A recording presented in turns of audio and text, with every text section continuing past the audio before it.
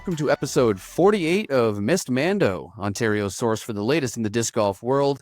I'm your host, Robbie Holden, joined by my friends and co-hosts, Sean Galbraith, and the returns. Guess who's back? Back again. Galen Naidu-Harris. Galen, let's go over to you first, my friend, since you haven't been here in a little while. How you doing, and what you been up to since our last episode?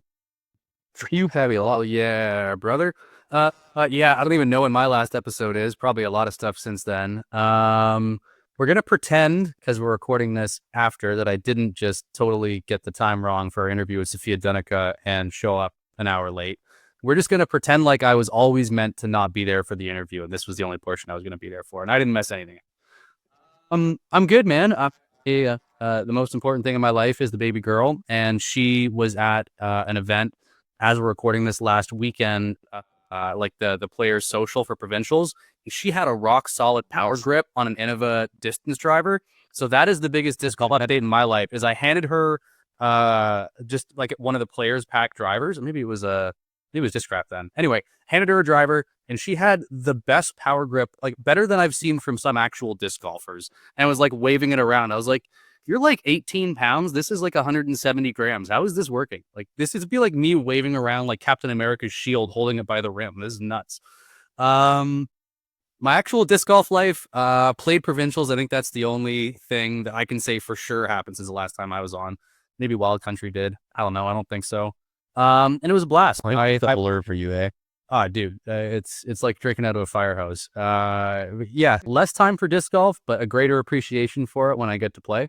So Provincials, I was in MA2. I was able to win by total statistical luck the spot to rep Kings Forest. I played entirely mediocre disc golf. I can't remember if it was my first round at Kelso that was like not that great, and my second round that was quite solid, or vice versa. But I had Kelso Friday, Saturday. I had one round that was sitting in the 930s, which for me is something that I'm very content with.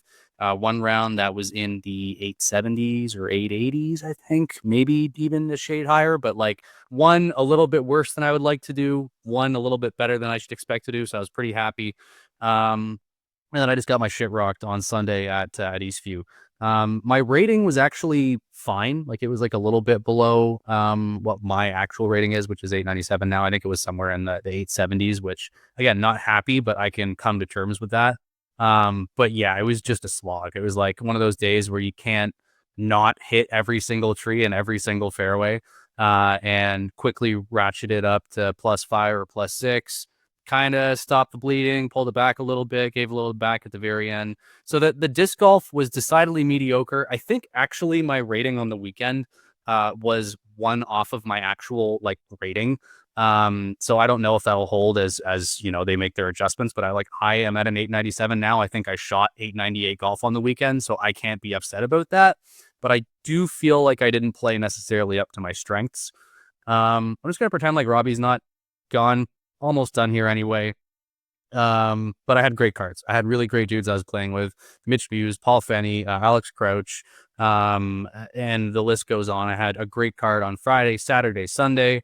And so I had a wicked time at Provincials, and that is the only disc golf thing that I have done. All right, Sean, why don't we go over to you? What's new in your life, my friend?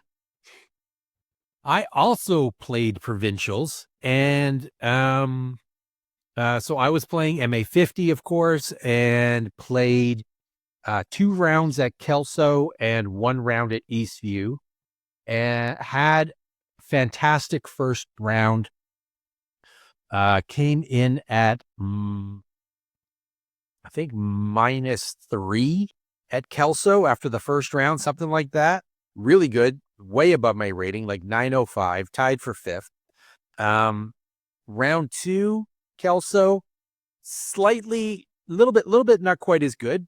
-1, still solid. Did really well there. 874 above my rating. So it took a -4. Oh, no, sorry, -4. What's happening? Plus. I did +3 round 1, it was +1 round 1, +3 round 2. So I had a +4 going into Eastview for the final round, and finished a +17 on the tournament. Did a plus 13. Did a plus 13 at Eastview Longs. Absolute trash fire of a round. I missed a Mando on brand. I went OB twice on hole 14. Just absolute garbage to round. Dropped. I was tied for the highest above par for the division for that round, and dropped all the way down to not last place, but approaching last place, as is tradition for me. So, it wasn't so much roller coaster Robbie style. It was just more like roller coaster implies that there was an up. This was, I started at the peak and I went straight down, and then the track ran out and I crashed into the ground. So that was sort of my provincials. Had a fantastic time though. Kelso, I really enjoyed playing a tournament there. No way in hell would I want to play 2 rounds there. It is exhausting. Like 2 rounds in one day. That would be exhausting for me. But I really liked it, and I thought I was really happy with how I played there. Hole 10 on the back 9 remains possibly the hardest hole in Ontario now to birdie. Well up there with Albion 16. It's an evil hole. It's fantastic. Like I had a great time at Provincials. And then last week I played, of course, the legendary 18th annual Jangalacqua out at White Spruce, put on by friend of the show, Ryan Bevilacqua, and my cousin Jangles. And it was great. How was that weather? The weather was, I mean, we started in the rain, and then the rain kind of tapered off. And by the end of it, it was not raining anymore. It was fairly windy.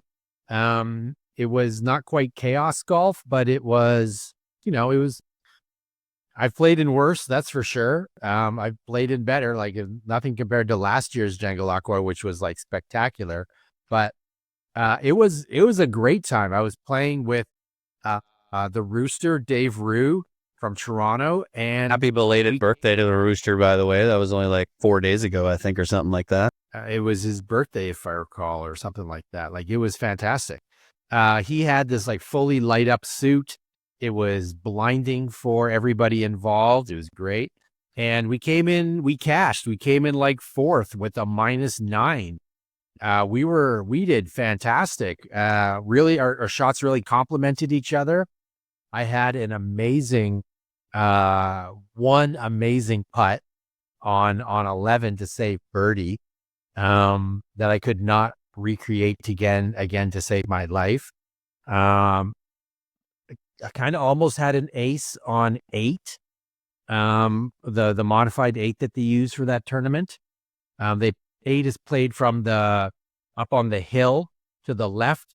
The original 8 tee pad to an island that they set up with snow fencing and lights.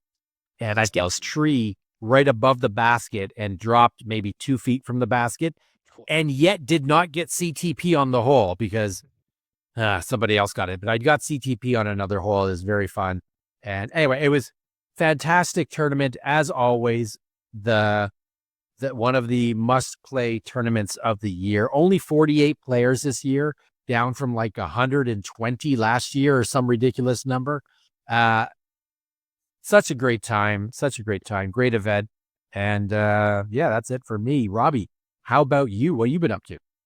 I think the weather forecast for Jangalacqua had something to do with the decreased numbers, because I remember seeing some posts about it being potentially really bad that evening. But luckily, it was only rainy for a little bit, so kind of lucked out there. Well, me, I have, of course, also played the Ontario Disc Golf Championships, which was a blast.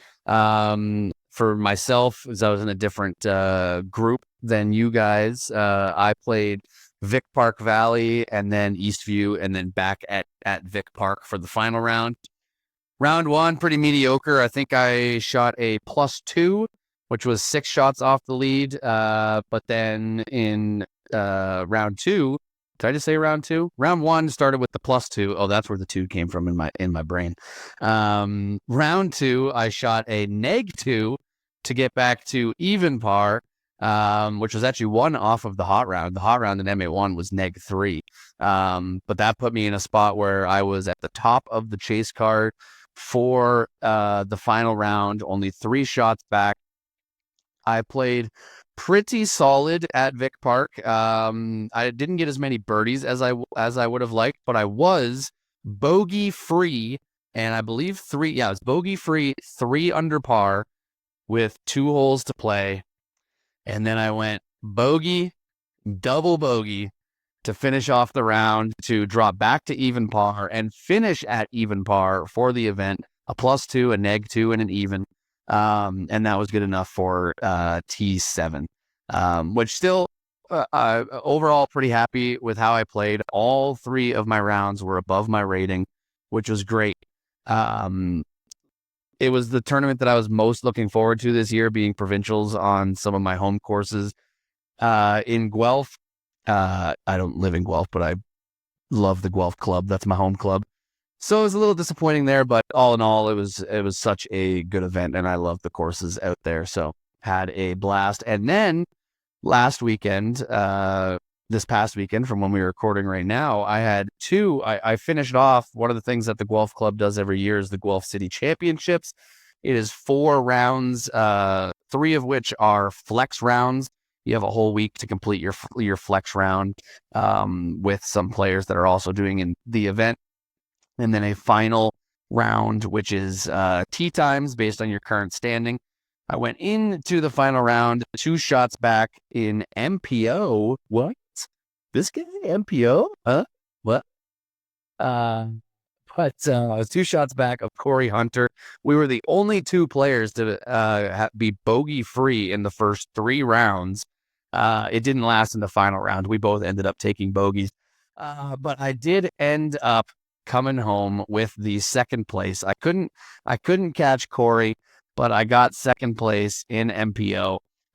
Corey is now the 3-time defending champion in MPO in the Guelph City Championship, which is it's kind of funny to me because for him and I finishing first and second were MA1 guys. So no, Guelph MPOs. Game. Is there a higher level than MPO we can force him to play instead of sandbagging an MPO for back-to-back year in? Sandbagging. He is so good on the Guelph courses. He doesn't play that many tournaments, but plays a lot of leagues and stuff around Guelph. So Corey Hunter at Eastview is an absolute menace. But it was a blast. I had an awesome final card. And then on Sunday, I played in the Bronte Creek Classic, and we might be talking about a little something, but I'm going to put that away for now. We'll get into that a little bit later, but it's been good for me of late. And unfortunately, Bronte Creek was my last tournament of the season, at least sanctioned tournament, because we will talk about it in registrations. We've got a special tournament coming up as well, which will be a blast to be at. But we've got a lot to get to in this show. We're going to break down Provincials, of course, Bronte Creek. We're going to talk about the Pro Tour Championship. But first, we're going to send it over to our feature interview for this episode. And we are very excited to welcome back the first ever member of the 4-time guest club here on Missed Mando, Sofia Donnecke, back on the show. And we will be right back on Missed Mando. Our next guest last joined the show back at the start of April and now is coming off a career best season where she never finished outside the cash line at any event, only finished outside the top 20 twice, and was clutch down the stretch, qualifying for the Tour Championship for the first time with a great performance at the MVP Open, and then finishing 4th at both the Throw Pink Women's Disc Golf Championship and the Tour Championship. And if that wasn't enough, she is ranked 20th in the DGPT standings and 16th in the PDGA World Standings. But perhaps most importantly, she's also now the very first member of the 4-time guest club here on Missed Mando. It's a pleasure to welcome back to the show, Sofia Donnecke. Sofia, thanks for joining. Thank you for having me. It's always awesome to be on here. We always love having you back on the show, breaking new grounds as part of the newly formed 4-time guest club. So that is pretty awesome. But getting into your play, after mostly playing tournaments on the West Coast in 2024, you jumped on the tour full-time this season and traveled across the U.S., started the season with a month and a half in New Zealand, and made an extended trip to Europe, and also had a trip to China in there as well. As someone who is super active and adventurous, anyone that follows you on social media can clearly see that. Usually bringing your bike everywhere you go. Have you had any like pinch me moments this year, thinking about the cool places you're getting to travel and see through playing disc golf? And what were some of the biggest adventure or travel highlights from the year for you?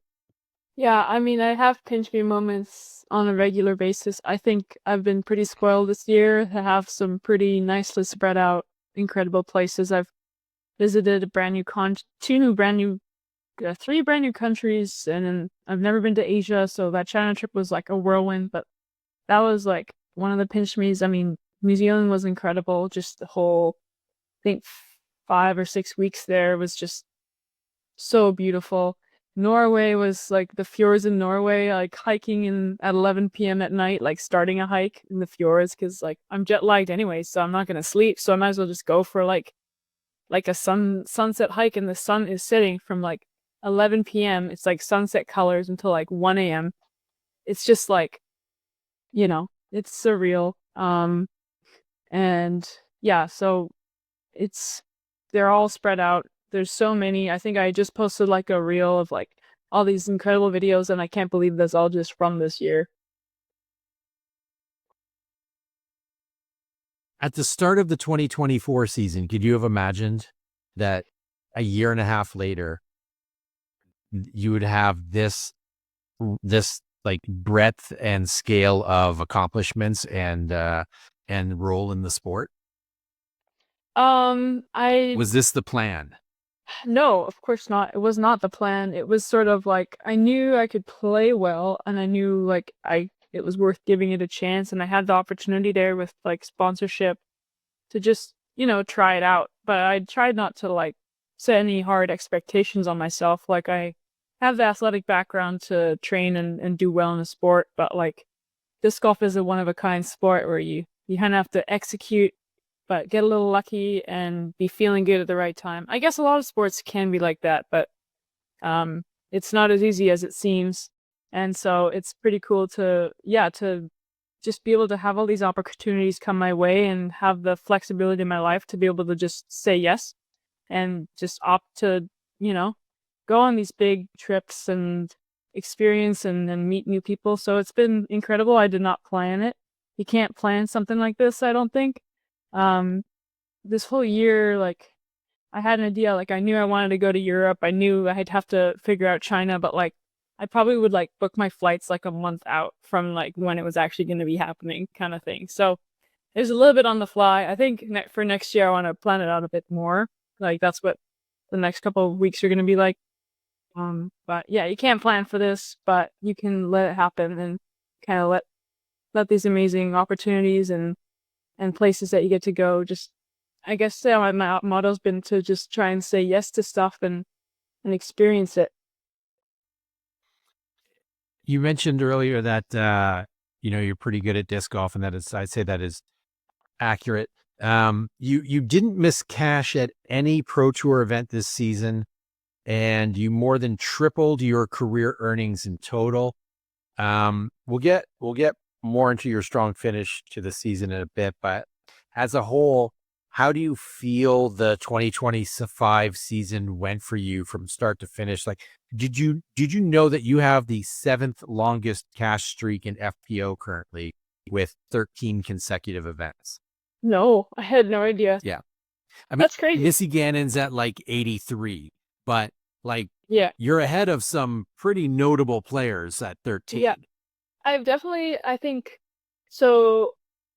During the season, I felt, obviously the end finish is a like slightly different story, but I felt like all year I was like really close to, and I'm sure a lot of players feel this way. Like I have like a really good round or a really good half a round or like get something rolling where like, but then you'd make a like mistake that costs you so much. And I felt so strongly like, oh, I have the skills and I have like I think I have the mindset and like the dedication to play really well in these tournaments, but like sometimes the results aren't like what you know you can achieve. And so like I felt like a little bit all season, like sure I was playing consistently well, but like hole to hole it was not consistent. Like I'd have like like my final round at box run was insane. I think I was like +8 or something through 9 and then like ended at +4 or 5 on like an incredibly challenging, punishing course that's hard to break. So it was like, even though it looks really consistent on the outside, if you zoomed in and like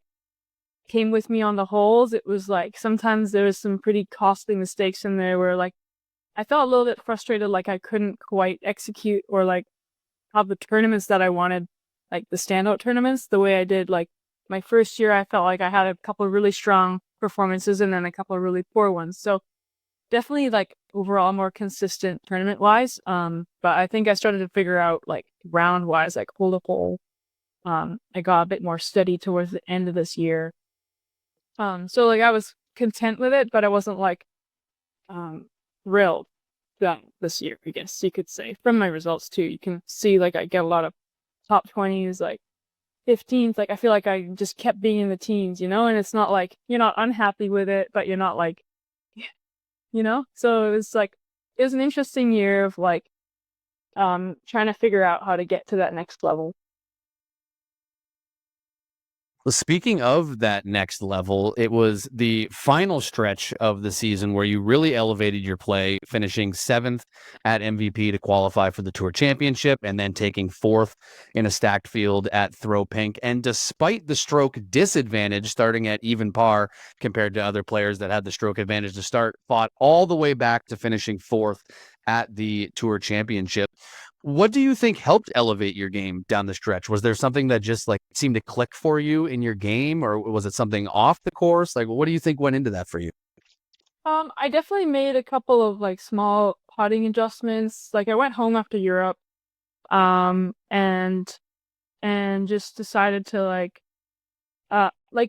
change some things slightly, but then not actually like think about it when I'm in the tournament. So I think my putting got a little more consistent.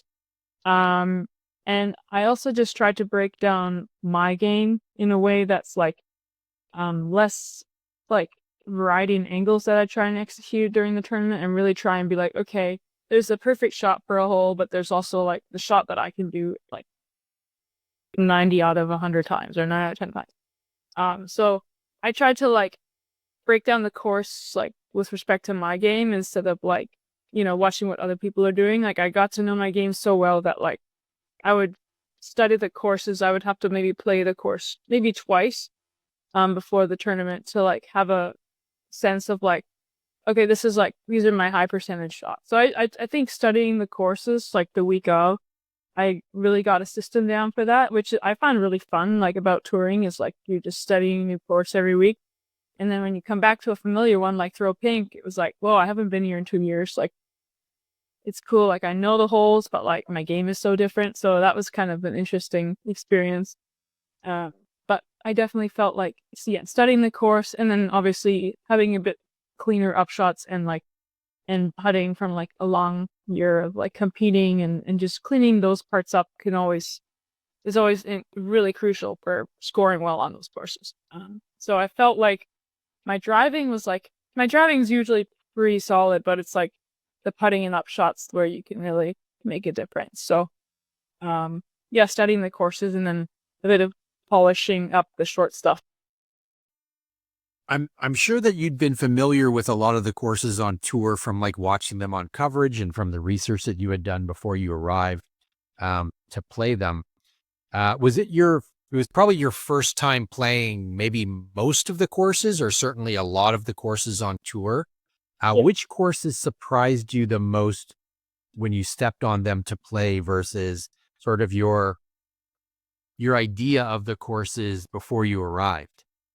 Yeah, so I have a confession to make. I feel like I didn't know any of the courses from coverage. Like I recognized bowls, and I was like, oh, I thought this was a different course from like, like I'd be like, oh, that's this course, and I'd see the whole. And so like, cause I'm pretty bad about watching a full tournament of coverage, like when I'm home, or like, I don't spend a ton of time watching sports or anything. So, there has been a tournament or two, like when I first started playing more, where I like would watch it, but um, yeah. So I came in. I think honestly, I really enjoyed most of the courses. Really, like I don't think Maple Hill surprised me. I thought it was gonna be really wooded, but it was actually like a really pleasant combination of wooded par threes and then some of my favorite types of like elevated, like you're in the open and then you go into this like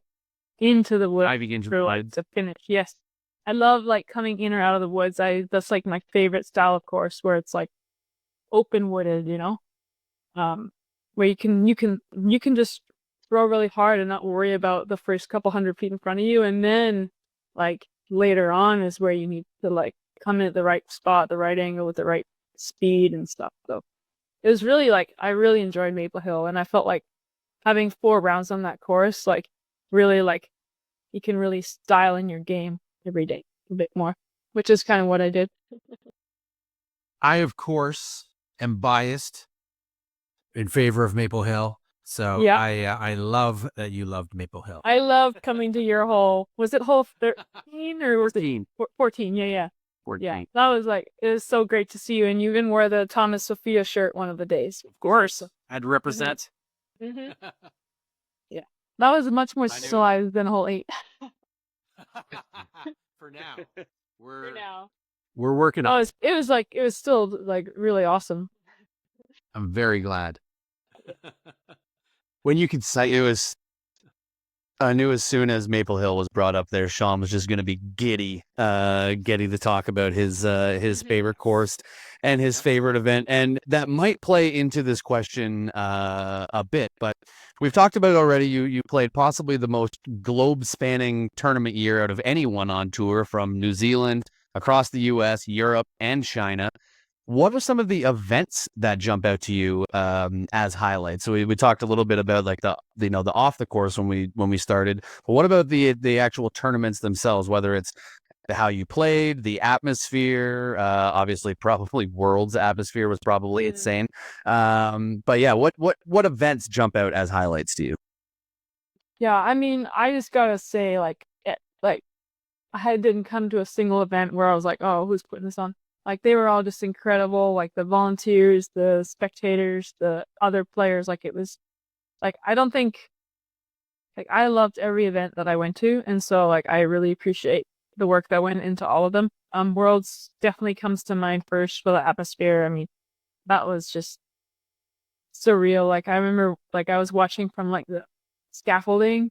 I had just finished my round, and like, Owen and Ida were coming up the fairway, and Henna too, and like you could just hear the energy up top, like trying to watch where their shots would land off the tee, and so it was just electric, and everyone was so excited, and obviously those courses are pretty iconic and beautiful. In New Zealand, those are like, the people there are amazing. They're so enthusiastic. They love life. They love disc golf. And they've been like messaging me support all, like they're just messaging me all year, like, oh, Cry Tournament soap. So like, the events down there were amazing, especially the Topa Classic. Oh, my alarm. Not to wake up. I think I don't know what it was for. Yeah, the Topa Classic they put up scaffolding, like they put on a really like high caliber event there as well in Spa Park. And I think that's been rebranded to the Australasian Open this year. So if anyone's like looking to travel down, they should definitely like line it up with that. And when you're in New Zealand, it's actually like food's inexpensive, like transportation, like rental cars aren't too bad. Like, it sounds really expensive, but it's just a flight. Once you're down there, it's like pretty easy to get around and everything's close and it's not far to get to an adventure and then get to the disc golf course. And, it's amazing. And then I'm trying to think, Maple Hill, obviously, it was one of my favorite atmospheres in Throw Pink in the fall, like just like the amount of enthusiasm for the sport and the energy. I think the energy is just brought on by like all the things outside of the tournament as well, like the vending, the people that set up shop, people that come to spectate. I mean, that goes into the event so much, and like the atmosphere and feeling around spectating, like when people set up on a hole, like at Maple Hill, I love that. People are like, okay, I'm gonna go to 8, or like I'm gonna go to 14, I'm gonna set up camp here, and I'm gonna like, have a few beers, or like, bring my snacks and just like cheer people on and just like have a good time like that. That kind of energy is awesome. So, there's been tons of highlights throughout the year, but I think those 4 events like definitely stand out to me in terms of just that atmosphere. You mentioned there the people in New Zealand, and it's kind of popped into my head sort of randomly, but it feels like, now I've never been there. It's probably number 1 on my bucket list, but it feels like from what I've seen and heard of people in New Zealand, it probably has kind of like a similar vibe to Canadians in some sort of sense. Do you feel that same way too when you were down there? Did it feel like, you were just in just a different part of Canada, basically, with a different accent? So I'm from Vancouver Island. And so down there, it felt like I was in like a different universe, Vancouver Island, I guess. Like I felt really at home, a lot of outdoorsy, mountain biking and like lots of, like a heavy emphasis on outdoorsy sports and adventures. And like I started like, people would be like, oh, where are you from? And I'd be like, oh, Canada. And they're like, oh, what part? And then like I would say, okay, like near Vancouver. And they're like, oh, where? And I'm like, Victoria, like Vancouver Island. And they knew everyone. So I started like over the course of that trip, I started to introduce myself and say I was from Vancouver Island because everyone knew where that was. Whereas in the States, like I'll say that and like people won't know. Like sometimes I'll have to explain that like, yeah, Vancouver is near Seattle. Like it's, some people just don't know like where things are. So like in New Zealand, they knew like, they like, oh, I've been to Victoria. I'm like, what? Like you're so far away from us. So it definitely I felt at home there. Everyone has awesome accent. So that's the only, I mean, Canadians have awesome accents too, but the Kiwi accent is pretty cool. So one of the things I'm always interested in is for when we have newer touring pros on the show, I'm always interested in the how of touring. So like, were you doing the sort of van life? Were you doing Airbnbs? I know you were driving around for a bunch of it with your friend Taylor Chosek. Were you guys like tour buddies for a lot of it, or was it just here and there you'd link up and tour? And next year for the tour, do you think you're going to do anything differently from like a logistics or travel perspective? Yeah, so I think I did a bit of a hybrid approach this year, but for the most part, it was Airbnbs. There's a couple of amazing hosts that had me and my friends as well, which was really awesome. And then I did do hotel for one of the stops as well. I think it's obviously like region to like case by case. It's like what the setup's going to be best, but sometimes I really like to have a rental car because then I can like be a little bit more independent, like plan around myself and my rides a bit more. But yeah, like sharing vehicles with Tay, like there was one night or two where we slept in the van together, which was surprisingly just fine. So next year I'll probably plan to like travel mostly with Tay and then like probably get places during the tour, because like sleep and being comfortable and feeling at home is something that's really important. And but yeah, I definitely don't really want to be roughing it either. Because I want to set myself up to play well. So it's going to be worthwhile to, get a place that's close to the course and like, I guess pay what I need to when I need to like feel comfortable. And I think this year it was, like making sure like you got a place with like a nice bed, or like every once in a while, it's nice to have a kitchen so you can like cook meals and just chill or have a couch or something. So, I think like it's not like a cookie cutter like thing for next year where it's like, oh, this is what I'm gonna do every time. But I think I'll probably be traveling with Tay a lot, and but I'll also be getting my own place, and like every once in a while I'll have a car. But I know I need to have my bike with me, so that's like the main thing I know I need. So however I can make that work is the plan, and I'm gonna spend the next couple weeks planning it.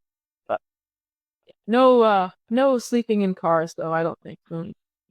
I'm too old for that. I'm not 21. I was just about to say, definitely for anybody that follows you on social media knows how much you are obviously a passionate disc golfer and very good at it, but the same with cycling and bring your bike with you everywhere. How does that look logistically? Like when you're flying somewhere and need to bring your bike or bring it across country, like how does it work bringing a bike everywhere you go? It's a bit of a pain, but I have like a nice soft shell bike case that I just put into Tay's van and then leave it there until I have to fly home. So Nice. it's I'm pretty lucky to have her like be willing to have me store it in her van because that's kind of a pain.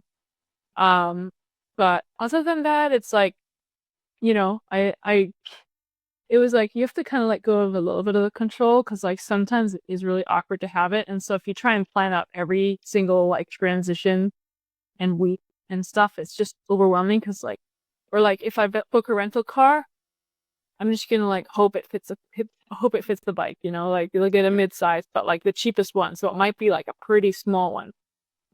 So like it's been a lot of just like show up with my bike and be like, hey, we're gonna have to make it work. Whether it's at the airport, or like at the rental car place, or like, oh hey, like also I have my bike with me when you pick me up. Kind of thing. And it's a bit selfish, but like so far it's worked out pretty good. And I'm always, if I need to, I can just like, pay extra for a big car, do what I need to do. But like so far it's like, I was a bit stressed when I first started traveling with it, but like I realized that like, no, people do this all the time. And it's fine. It's not much bigger than like a giant suitcase. So yeah, it's fine. That's good. Whatever works. Is I know, obviously, through following you on social media, you definitely like to get out and cycle a lot. Whether it's, I mean, have you done like the post round just hit right to the bike sort of thing? Like Oh yeah. how often on average are you out getting a nice long bike in during the touring season? So I don't really get out with like usually I like to have like a 3 hour ride or at least once a week when I'm home, but like obviously on tour it's like whatever I can fit in. But the longest rides I get in are usually like after my tournament rounds because like during the practice days, it's like you're trying to practice and you're tired and you're like planning stuff with people and like it's actually a lot harder to train on those days. So I find having the morning round on FPO is so nice because then I'm done and I can get riding by like between 1 and 3 p.m. and like just go as long as I want because no plans are made in the afternoon, evening because like people either want to chill or like do their own thing or caddy or they're playing MPO. So it's like I have that beautiful window of time where like no one needs anything from me and I can just, go explore the nearby area. So I actually find the riding right after my rounds is like I always say I go home and like chill for a bit if I'm really dead, but like usually that's the best way to like reset too. If I've had a crappy round or a good round, it's like a great way to just like I don't know, yeah, like ground myself and set myself up for like a chill evening and then it's just a routine that's kept me pretty steady on the course every day. I love that. And one last follow up I got in terms of biking. Where's been the favorite place to bike on tour so far? Have you found like really awesome trails, some good views, just somewhere where you felt really great being out on a trail or road wherever you were biking? Yeah, so I've been pleasantly surprised on all the tour stops. Actually, like Rock Hill was looking pretty bleak, but then I found like a single track mountain biking trail like along that giant river right by the course. And it goes like for ages and and I was like, wow, okay. I thought I was stuck riding on the side of like these highways and stuff. So it was really cool. But I mean, New Zealand has like the like Popa Spa Park has like incredible trails. Obviously, and then Vermont has amazing gravel roads, which is like nice and very hilly. So like after that week, my legs were just I was so fit after Vermont because like I kept riding for too long and like I couldn't do an easy ride because like it's just like it was just hills, like nonstop hill, like steep, like rolling, no matter which direction I tried to ride. So it's kind of nice to always go there, and it's so beautiful at that time of year, like the sun and the trees turning colors and stuff. But yeah, I mean, I've just been pleasantly surprised all year on the stops in the U.S. and Europe. I could talk forever about like all the trails of like Norway and Finland too. So we probably want to keep this on topic, but no, it's been awesome. Well, let's get back into some disc golf then. This is a disc golf podcast technically. So you're not currently registered for any more tournaments this season, which brings us to the off season. What does the off season look like for you, and will you be doing anything different this year than in previous years, having a little bit more experience in the game as a whole? You're obviously still a fairly new player to disc golf as a whole, and then of course being a fairly newer touring player as well. And is there anything particular that you're looking to work on before the 2026 season, or will you just spend the off season winning bike races before heading down to New Zealand again? So the timing worked out pretty good. I basically flew home on a Friday, and my first race back was a Sunday. Um, and I had my lungs were so shot, like I was coughing, and like my parents probably thought I was smoking or something or sick because like I was coughing so much from like, when you like taste blood after like running hard or something. It was like that basically. So that was a bit of a rude awakening. Even though I've been training a lot on tour, I hadn't been doing like really high intensity work, and I kind of went out way too fast in the race. But anyways, November I come back. I haven't really touched. I'm not throwing at all right now, just to like let my tendons and my hands and like my shoulder, just let everything kind of rest for a bit. And like today I went climbing, so like I wanted to take 2 to 3 weeks off of throwing, and I think it's been, I can't remember now. I think it's been about 2.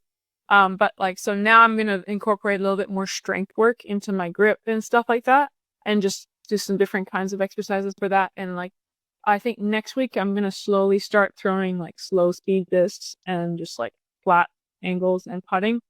And then I'll slowly build up in speed. But yeah, I'm going to be building from the ground up pretty much. But something I want to improve this off season is my sidearm. Just get it a lot more consistently strong. Because I think like I could use it for upshots and stuff, and like I'll have weeks where it feels pretty good off the tee, but I want to just get pretty dialed with my angles and just my sidearm swing, because it's been pretty like fluky.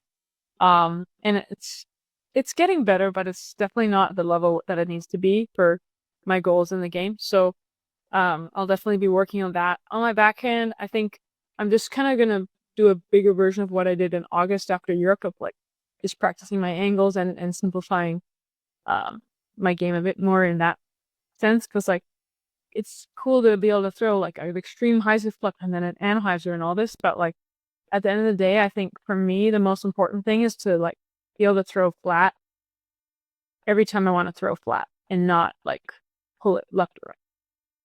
And so, getting that, like, just like clockwork. So like if I need to throw like a flat 300-foot mid-range shot, like straight, like I can do it every single time, that kind of thing. So just simplifying my game so that I have like really like dependable tools in my bag for when we hit these complicated courses where there's a lot of like danger. So, so a lot of rest and then like a really gradual build back. Tay's gonna come visit me up here in a couple weeks too, so I'll show her some fun courses. Obviously have some fun in the game, like get back into the community as well, and because that's they're doing winter league, they're grinding out here, and I'm just like, oh, my hands are too cold to play today.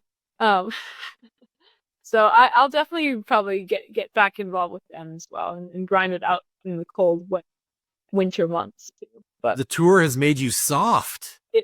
I've had a year of summer, Sean. Like Yeah. I came home and I was like complaining so much because like we were in like Southern Carolina. Like I don't think like I've ridden my bike rides, like I've been in like shorts and t-shirt like all year.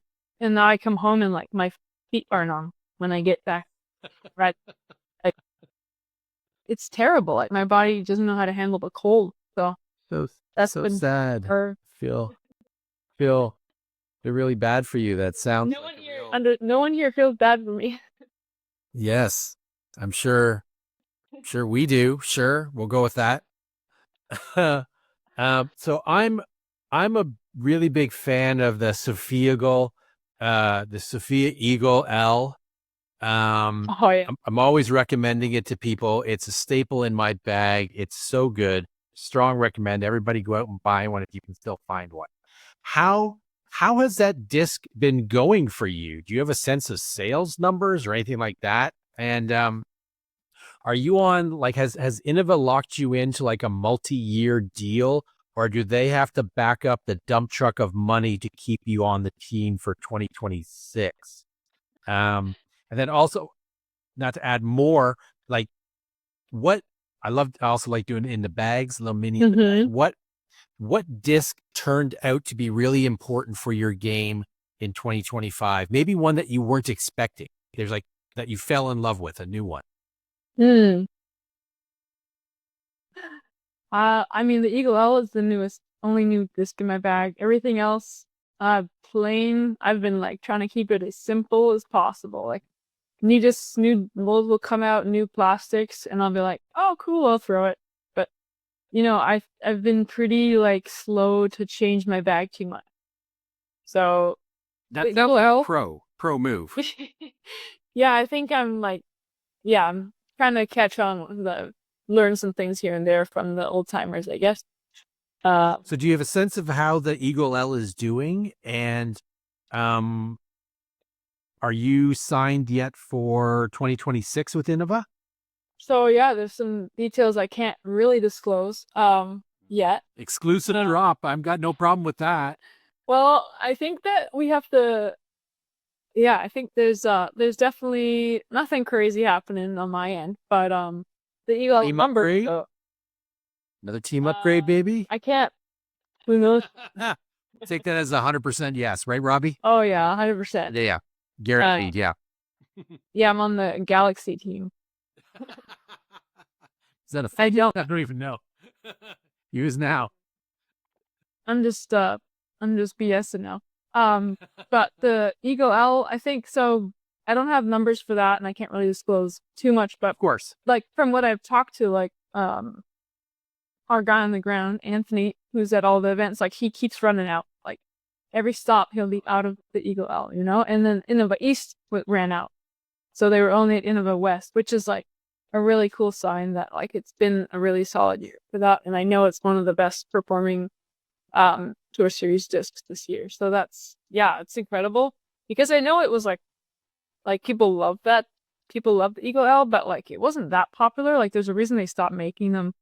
And then it came back in that plastic and the run that they did is like, I'm finding it such a useful tool, like especially for the wooded courses. Like there'll be like courses like in Europe and at Tour Champs. I think New London, there we go. Where I would just be throwing either like a dead straight J or like an Eagle L. And the Eagle L can do like dead straight, or it can do like that late turning backhand where you like need it to like turn and then like straighten out to the right.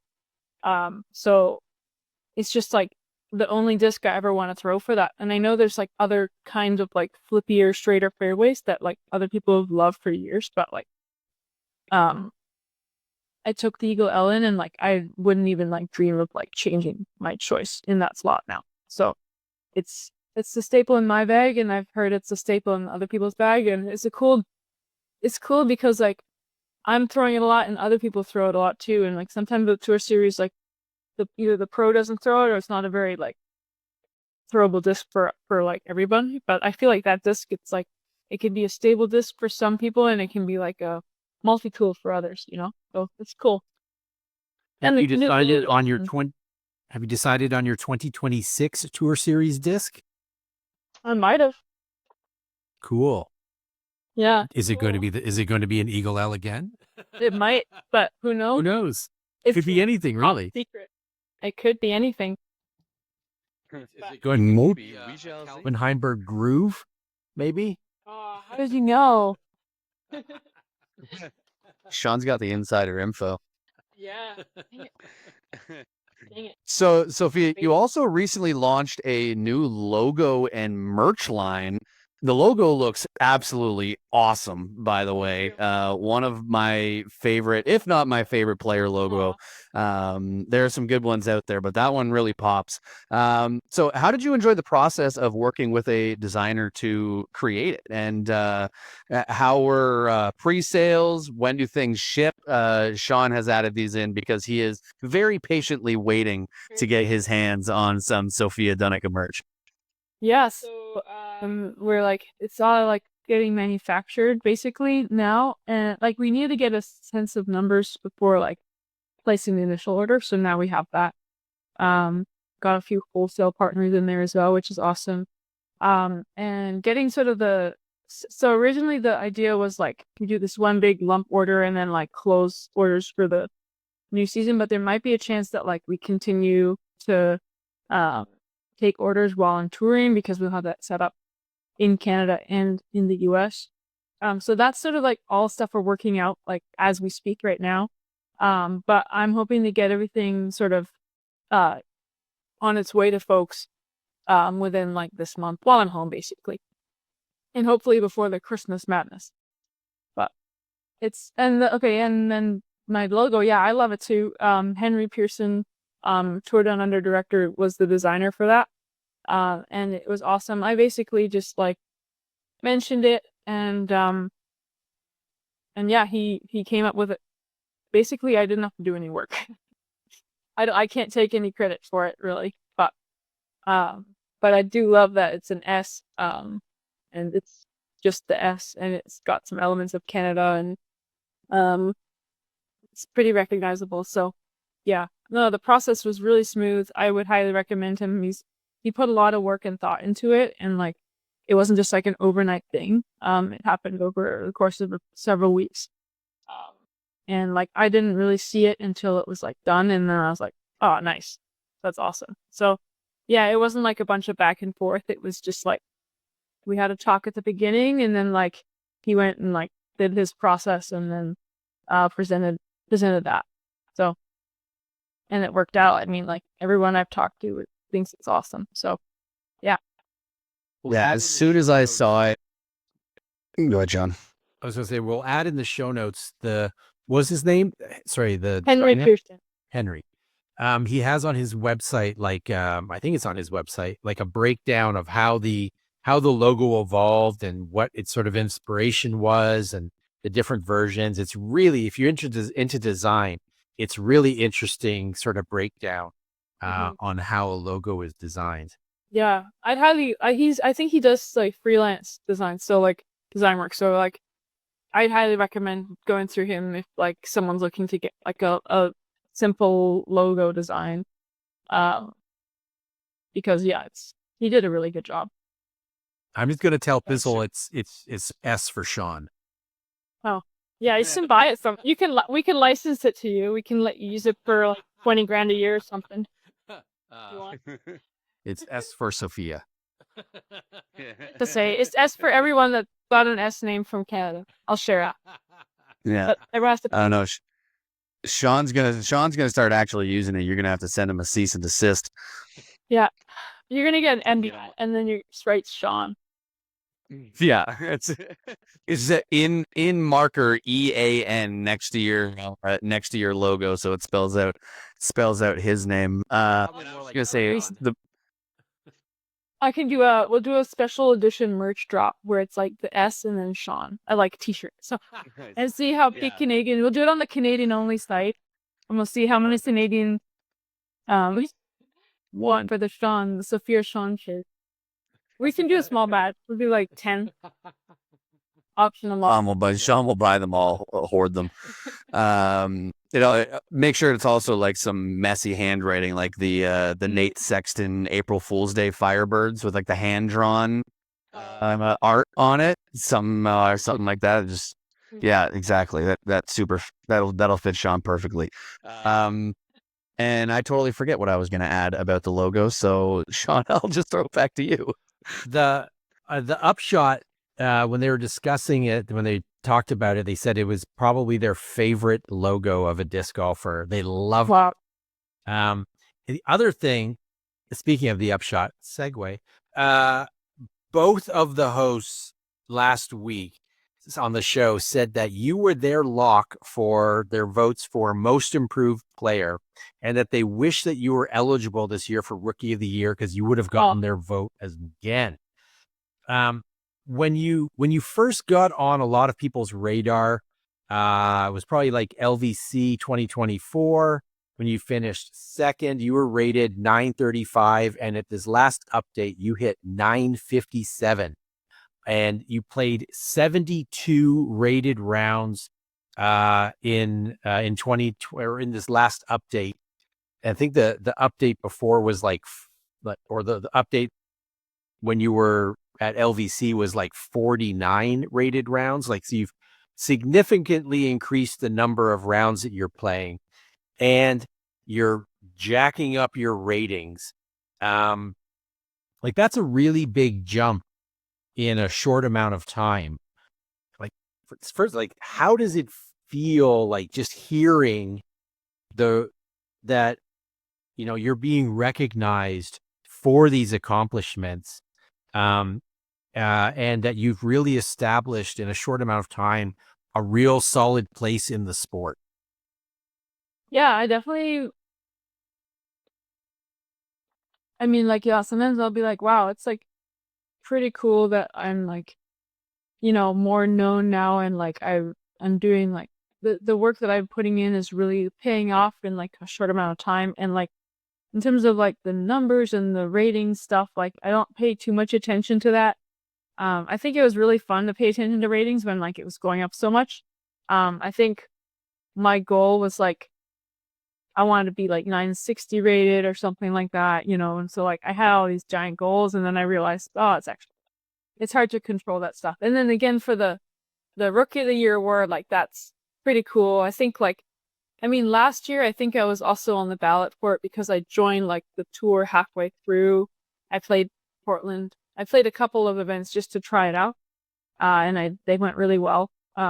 But then obviously Emily had a really awesome rookie year last year where she took a win, which is like phenomenal. So it's hard to like control like whether you get these awards or not, or hard to plan for that because like it's just all like part of your process and the timing of like when the year starts and ends. Like everyone is just on a different timeline in their development in the sport. So it's like hard to like say anyone meant or like try to time that up. But like it is cool to like have people notice, like, because I do feel like I've made a lot of progress and I've had a really solid year. Like nothing's too standoutish until the very end, which was like pretty awesome. But like for most of the year, I felt like I was just sort of like fitting in or playing average, like playing well, like kind of like showing up to the events and like playing a good tournament, but like it didn't feel like a, standout performance. Like I came onto the scene and then Portland happened and that was like a crazy, breakout thing. And then ever since then, it's been a bit more chill, like a bit more on the down low, but like steadily progressing, which is, it's satisfying to like see the like steady progress, but like it was really cool to finish on such a high. And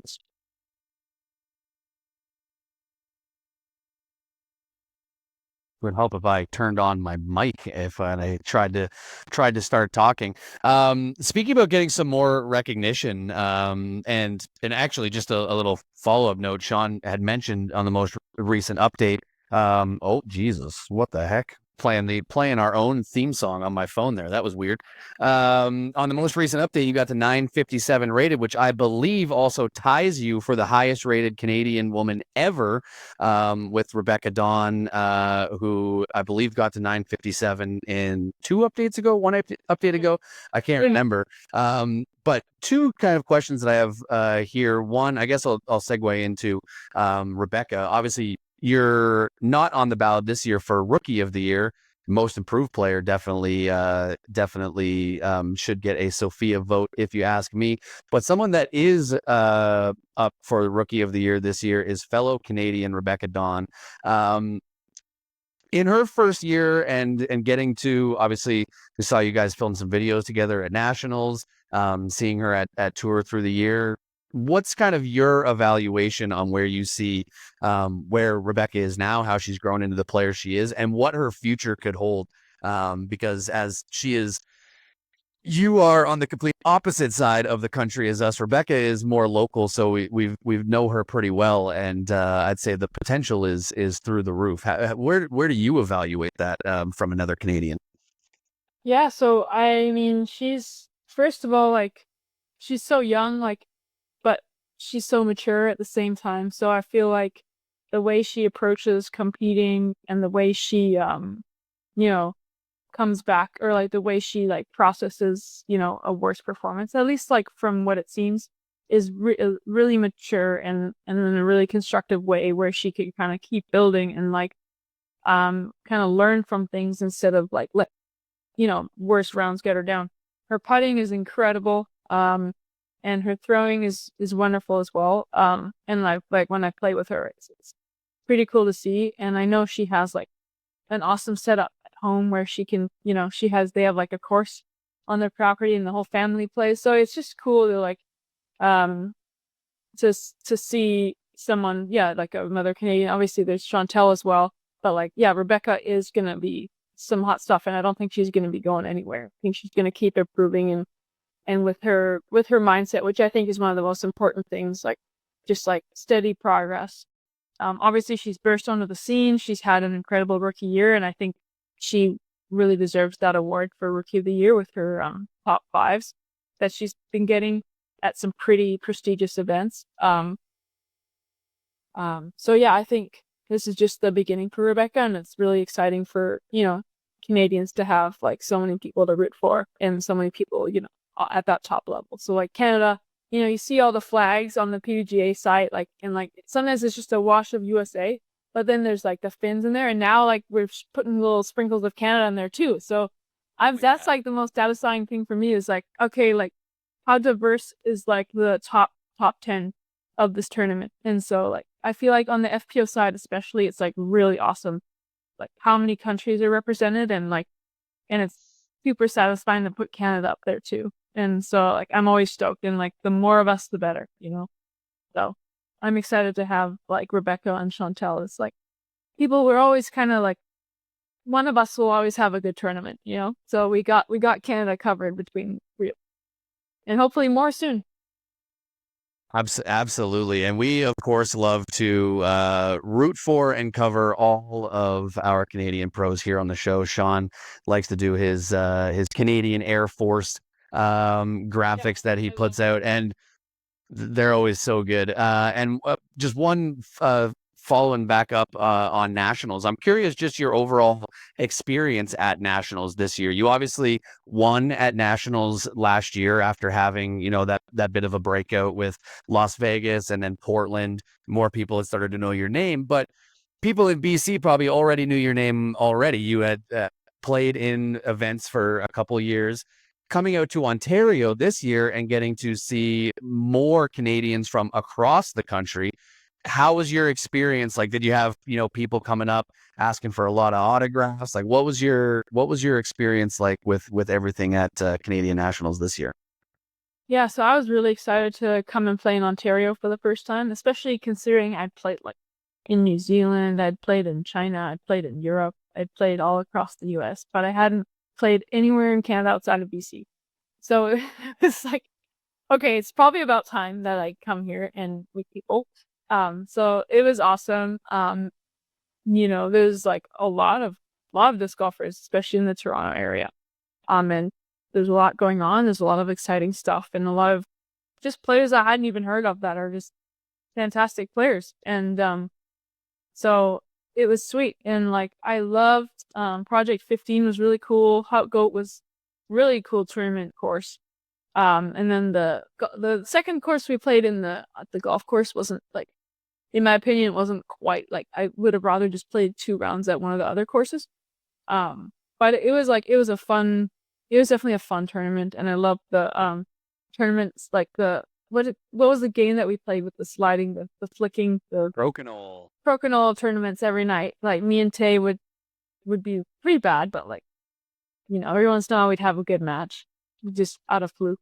Okay. So it was just really fun to, mix and mingle and get to know the other Canadians, because like we're all like on a team together, but like we're obviously so spread out that it's tough. And like Canada's like bigger than the US, but like in the US, people from one side of the country don't root for people from the other side. But in Canada, it's like, oh, like, these are our touring pros. So like we have like a support base from like east to west. And that I think is so special and like kind of blows my mind that I can just come to Ontario and like there's people there like that have like been rooting for me all season. So it's just so cool. So looking ahead to the 2026 season, I assume you're going to do the full tour again, or are you looking to do something different? Which events are you most looking forward to, or ones that you want to get revenge on now that you're going back to them for a second time? Like, do your expectations change now that it's not your first time playing most of the courses? I think that's something that like comes with experience a little bit, but like it's hard. There's a difference between like execution and expectations. It's like I want to expect to execute as well as I can, and that means like it starts from the practice week and then it goes into the tournament. But like it's hard to have expectations on like finishes, because I think those are a result of like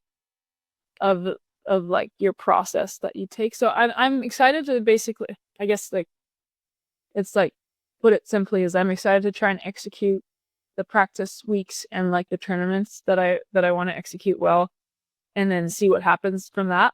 But not have too much lying on the results. Obviously I'll be disappointed if I'm not like placing well or like missing cash or something, right? But I'm trying not to like get too specific with like results oriented expectations, and more just like I really want to have a good off season and like make my game super consistent so that I can, throw the shot I want to throw when I decide to throw it.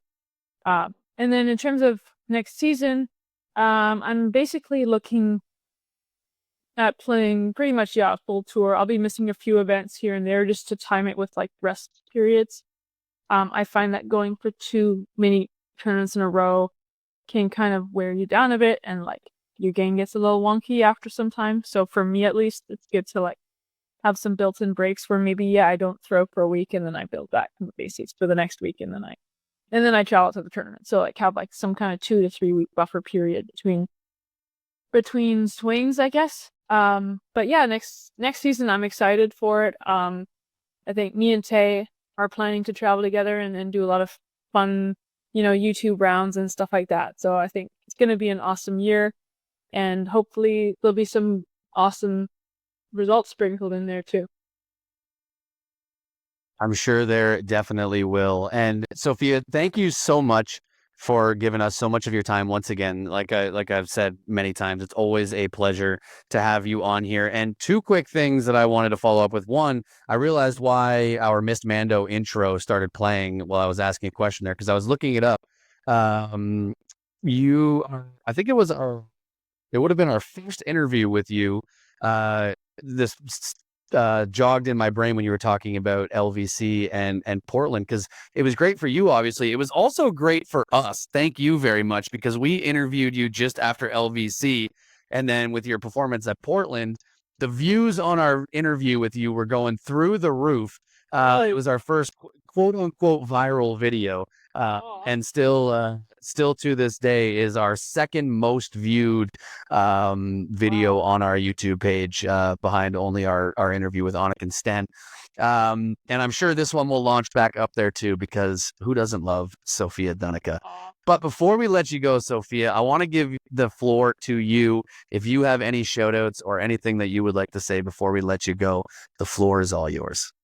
I just want to give a huge shout out to all the Canadians that have been rooting us on all year and, cheering for us and posting on Facebook or sending us messages or sharing our results, their stories, or just watching on DGN and cheering, It's pretty special to have, as I said, like a country from east to west rooting for us when it's a country this massive. And so I feel like it's really special, and it's really special to come home and see all of the exciting new faces in the sport as the sport grows across the country. So I just want to give a shout out to people for, supporting us all year. And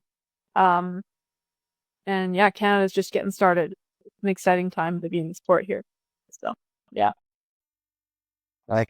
Can't agree more. The future is bright for Canadian disc golf, and nothing brings people together coast to coast like cheering on some disc golfers, just like we do the Blue Jays. It brings everybody together. I know. Why did I have to mention the Blue Jays? Now it's gonna be low. That was little. Oh my goodness. I'm gonna wear it anyway. I don't care. Heck yeah. We'll look for you rocking it. Maybe on tour sometime next year, bringing Canada down on tour with you. But until then, Sofia, thank you once again for coming on. Very first member of the 4-time guest club here on Missed Mando. And we look forward to seeing you next year, chatting more and adding to that guest total that you've been here. So thank you so much once again for joining, and enjoy the off season. Thank you so much. Thanks for having me back, guys. We will be right back on Missed Mando. Welcome back to Missed Mando. Thank you once again to Sofia for coming back on the show, just breaking glass ceilings and creating the 4-time guest club here on Missed Mando. Very, very prestigious, of course. Of course it is. But always a blast having Sofia on. She had such a great season, and it was great to catch up with her. So can't wait till we get her back on again, probably at the start of next season, to preview what she's got going on. But until then, let's get into some more current news. And starting with Ontario news, at the 2025 Provincial Championships, the 2026 Ontario Provincial Championships were announced to be held in Kemptville, Ontario, at the Ferguson Forest course, which Sean and I were both at this year for the 5F, which was a lot of fun, and Sandy Row disc golf course, which I'm not familiar with, but looks like it is on a ball golf course. So that will be a great balance of courses for Provincials. I don't know if you guys had any thoughts or anything you wanted to add to go along with that news. Shawnee G is someone on the board. I don't know if you wanted to add something. I'm looking forward to it. Angelica runs a fantastic tournament. Angelica, Eliza, and Peggy. I think it's gonna be an excellent Provincials. It's cool to see it out in the East again. It's been a little bit, it's been there. And on, since Eddyville. And on some new courses that haven't hosted Provincials before. I'm looking forward to playing Sandy Row. I've heard they're really going in on disc golf and putting in some money to get some nice tee pads and baskets, and I think it'll be a really good course to complement Ferguson, which is itself a really great course. So I think I'm looking forward to it. There's no way I'm going to qualify, but I'm looking forward to other people playing them who actually have skills. I hopefully will qualify and be able to play, because I'm very excited for that as well. Obviously, got some good memories in Kemptville. Anyone watching on the YouTube can see just over my shoulder. You probably can't make it out on the screen, but just know that right now I am pointing to my winner's trophy from this year's Flying Ferguson Forest Fall Foray. Such a fun tournament name to say. But my other time playing out there, I finished third in MA1 as well. So I've got some good juju going in the Kempville area, and I'm very excited for that event next year. Also announced for 2026, the PDGA A-tier schedule was released, and Canada as a whole will be hosting 10 A-tiers. 2 of them will be in Ontario, at least as of now. I don't know if any can get added later. But right now on the schedule, we've got Foxwood and we've got the Eastern Canadian Amateur Nationals out at Eddyville as the 2 Ontario A-tier tournaments, both of which staples on the calendar at this point. And hopefully I'll be able to make it out to Eddyville this year for that event. It's always a fun one, but I will absolutely 1,000,000% be out at Foxwood, trying to get a little bit of redemption for this past year after I won it the year before. So we'll see which version of the roller coaster shows up at Foxwood Open 2026. All right, moving on now to some registrations. Shawnee G, let's throw it over to you, my friend. There are not many tournaments left. We're into November. Very sad to see that list of Ontario tournaments getting smaller and smaller. And now it's basically like 3 tournaments and then I like have to a admit, couple club registrations. I was on disc golf scene the other day because I was like, you know what? I may have a weekend in late November. I wonder if there's anything. And I logged on. I legitimately thought there was a bug. I was like, I must have put the parameters in wrong. I must have said only PDGA sanctioned or something. It was like, no, there were like 3 or 4 events. That was it. No like parameters, no filters, no nothing. It's getting slim out there, Shawnee G. It's getting slim. It's that time of the year, and it's just like, it's so sad. But I think we're going to see some new events pop into the calendar once some of the winter courses show up. Once we know when they can open, like, I don't know, like we got Oz is working on a course. We got the Toronto courses that are going to open. We'll see. For us, Oz confirmed for us when he was on here too that I believe it was Ezra Hauser who will be hosting a C-tier tournament at Scarlet Woods in Toronto sometime in December, I believe. So there will be at least that one added, and it's not on there yet, but at least from last smoke signal from Oz, that's what we know at least. Golden Horseshoe doubles too coming up. Oh yeah, absolutely. So definitely keep an ear to Missed Mando to hear about all of the registrations, and check out Disc Golf Scene to keep abreast of them all. But we're not done with tournaments yet. We don't need to worry about the ones that may or may not be coming, because we have 3 to talk about this week. The important one, the one you have been waiting for, Missed Mando Mayhem number 4.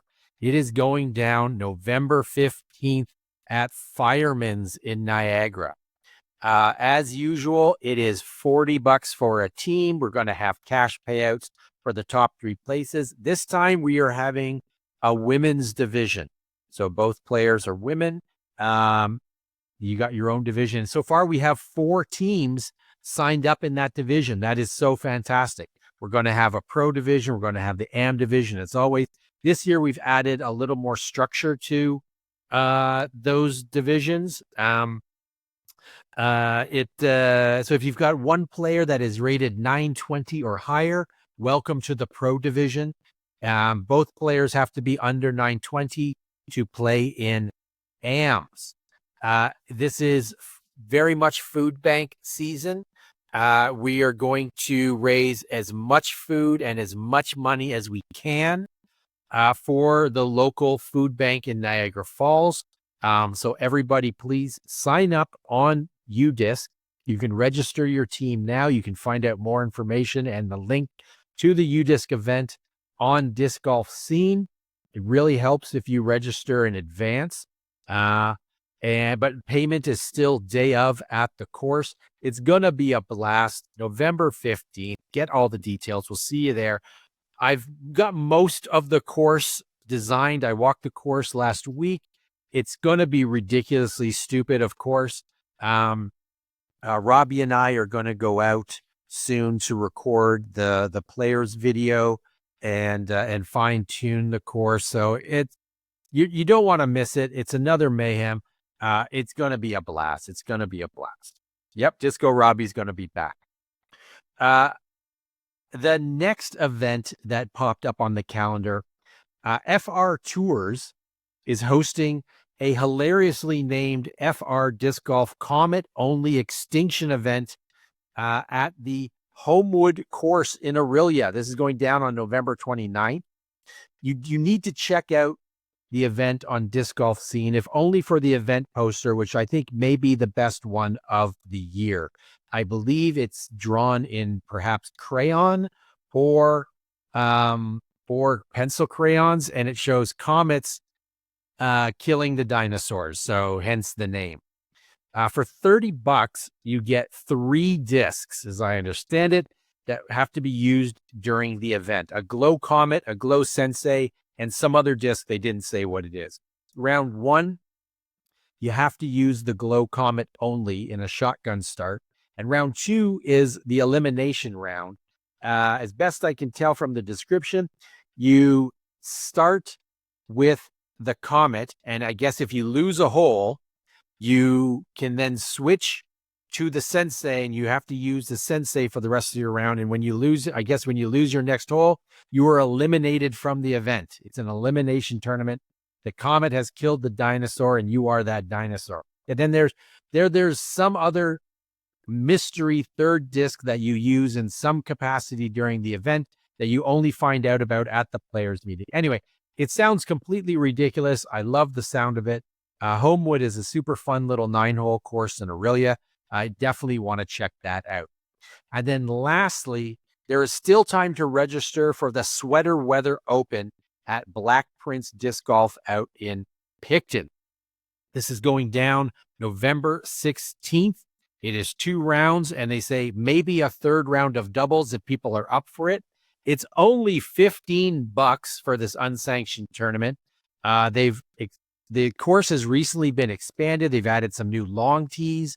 It sounds really fun and really cool. Definitely check that out. You can get the details to all of these events on Disc Golf Scene. There's not a lot of events left in the season, so get out there, sign up for them all, and play them all. I will say 100% recommend going to the Disc Golf Scene page. Even if you're not going to play, go check out the Disc Golf Scene for the Comet Only Extinction event, because Sean wasn't lying. The event poster is incredible.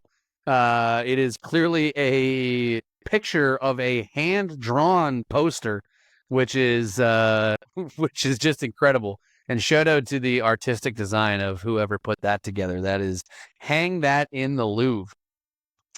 Yeah, there's space now. With yeah, what? Oh, yeah. There's space now. I feel those jewels are gone. That took a second to register in my brain. Oh, that's too good.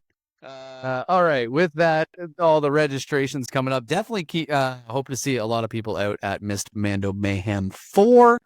Hoping to raise a good amount of money and food there for the food bank out in Niagara Falls. We are going to move on now to our Ontario tournament recaps, and we start our recaps in Westport, Ontario, home of Rebecca Dawn, for the Five Sisters Open, hosted on the 18-hole course at her family's property.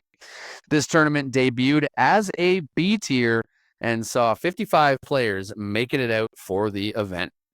In the MPO division, Carter Yeomans fired a 987 rated -2 in the first round to take a 1-stroke lead over Cam Abelfal. So I'm so sorry, Cam. I should have this locked and loaded.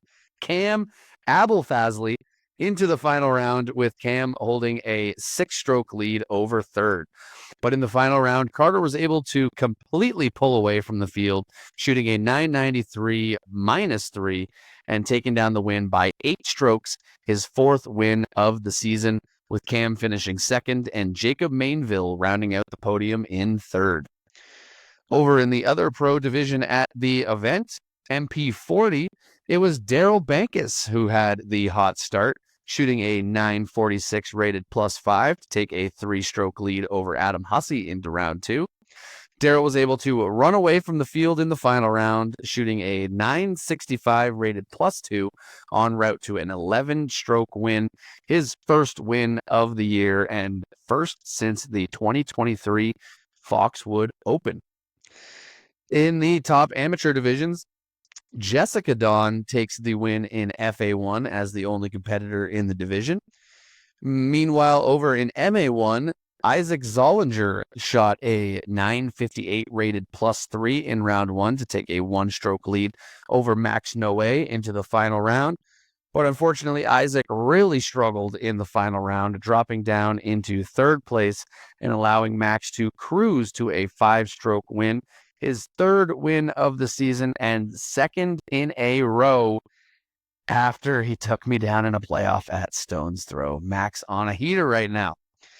Shawnee G, let's throw it on over to you first, my friend, for any of your ace shoutouts, close battles, whatever you got coming from the Five Sisters Open.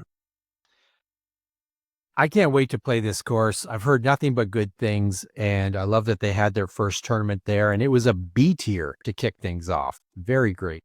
Was it like 23 holes? And I think they're looking to eventually expand it to like 27 or maybe even 36 holes. They're doing great things out there, and it's no wonder Rebecca is doing so well on the Pro Tour when she's got that in her backyard.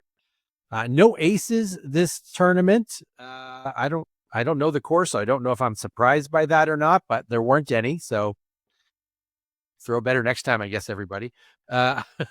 Only 2 divisions were won by a single stroke this time, so shout out to Alex Hero for winning MA2 by a single stroke over Matthew Ferris, and to Duncan Murray for winning MA3 by a stroke over David Beck. Well done, everybody there.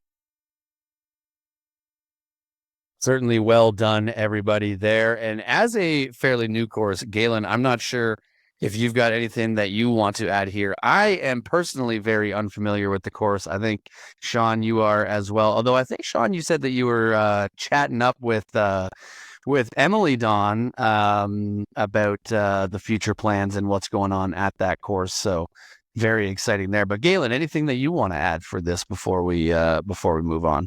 I don't have any thoughts to add, just an emotion, which is jealousy, perhaps envy as well. I've heard really good things about the course. I have less time for disc golf than I used to, which means that I tend to gravitate towards old comfort courses. Provincials I was in, obviously, got out to Wild Country. We play in at King's Forest when the doubles tournament comes around. So I would have loved nothing more than to get out. Didn't get the chance. Maybe hope to check it out sometime in the new year. We'll see. I certainly hope to check out that course soon as well. But speaking of, you just mentioned there playing in Provincials. Next, we head on over to Guelph, Ontario for the final event of the 2025 Ontario Tour, the Ontario Provincial Disc Golf Championships, which saw 268 total players across 20 divisions looking to be crowned a provincial champion. In the FBO division, 2-time defending champion Chantel Badinsky shot a 965 rated -5 in round 1 to take a 1-stroke lead over Colleen McInnes. But after a 974 rated -6 in round 2, that lead was up to 5 over Colleen, with Rebecca Dawn another 4 strokes back in 3rd. Rebecca was able to climb back into things in round 3 with a 955 rated -5 to tie with Colleen, but it was Chantel who once again shot the hot round, a 973 rated -7 to run away from the field en route to an 11-stroke victory, her 3rd straight FPO provincial title. Over in MPO, Andrew Leland had a scorching start in round 1, shooting a bogey-free 1058 rated -12 at Vic Park Valley to take a 2 2-stroke lead over Chris Tao, with Chris Brown and Thomas Gilbert another 2 strokes back.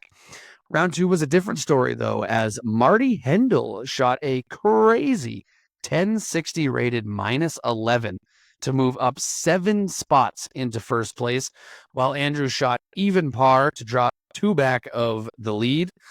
And in the final round, a bunch of players improved their play, but there was no catching Marty, as he once again shot the hot round, a 1034 rated -10 to take down the win by 6 strokes, his first provincial title since 2017 and 5th overall in his career.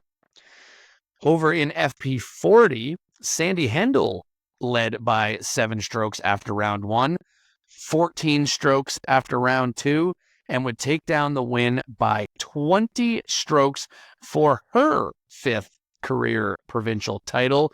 10 provincial titles between the Hendels, just absolutely incredible. Meanwhile, over in MP40, Dylan Reese held a 3-stroke lead after the first round, but a 1023 rated -7 from Greg Grutenboer in round 2 would tie things up at the top. In the end, though, it was Chris O'Zollins, friend of the show. Everyone's familiar with him at this point, with how much we've talked about his winning this season. He started the final round 4 strokes back of the lead, but fired a 1010 rated -7 to come from behind and take down the 1-stroke win for his 4th career provincial title. In the top amateur divisions, Stephanie Hall held first place after both the first 2 rounds in FA1, taking a 3-stroke lead over Taylor Quigley into the final round, with Alyssa Saunders 5 strokes back of the lead. In the final round, though, it was Alyssa who was able to battle all the way back to take down the win by 1 stroke over Stephanie, with Brooklyn Okrafka finishing in 3rd. Over in MA1, Gabriel Pilat took a 2-stroke lead over Nathaniel Renton and Calvin Buist after round 1, But after round 2, it was a tie at the top between Calvin and Alejandro Diaz-Yana, with Corey Hunter and Ryan McWaters only 1 stroke back in 3rd. And this little-known guy, Robbie Holden, another 2 shots back in 5th. Not a big deal, not a big deal. Didn't stay there, I'll tell you that for free. After a tight battle throughout the final round, in the end, it was Ryan who was able to shoot a 1002 rated -6 to take the win by 1 stroke over Alejandro, with Calvin finishing in 3rd. This was Ryan is one of my best buddies in disc. I mean, really just one of my best buddies overall, but especially in the disc golf world. And this was his first 1,000 rated round ever, just squeaking over. I used to like to hold it over his head that I had 1,000 rated round and he didn't, but alas, no longer. And now he can rub it in my face that he's got a provincial title and I don't. So now he's got one really up on me. Extra final shout out to Nate Framst, who absolutely went off in the final round, shooting a bogey-free 1034 rated -10 to move up 18 spots on the leaderboard into solo 4th. I think it was he started the round at +7 and finished the round at -3 total. Totally making up for those early struggles, but he's also the MA1 national champion from this year, so we know we've got it. He's got it in him.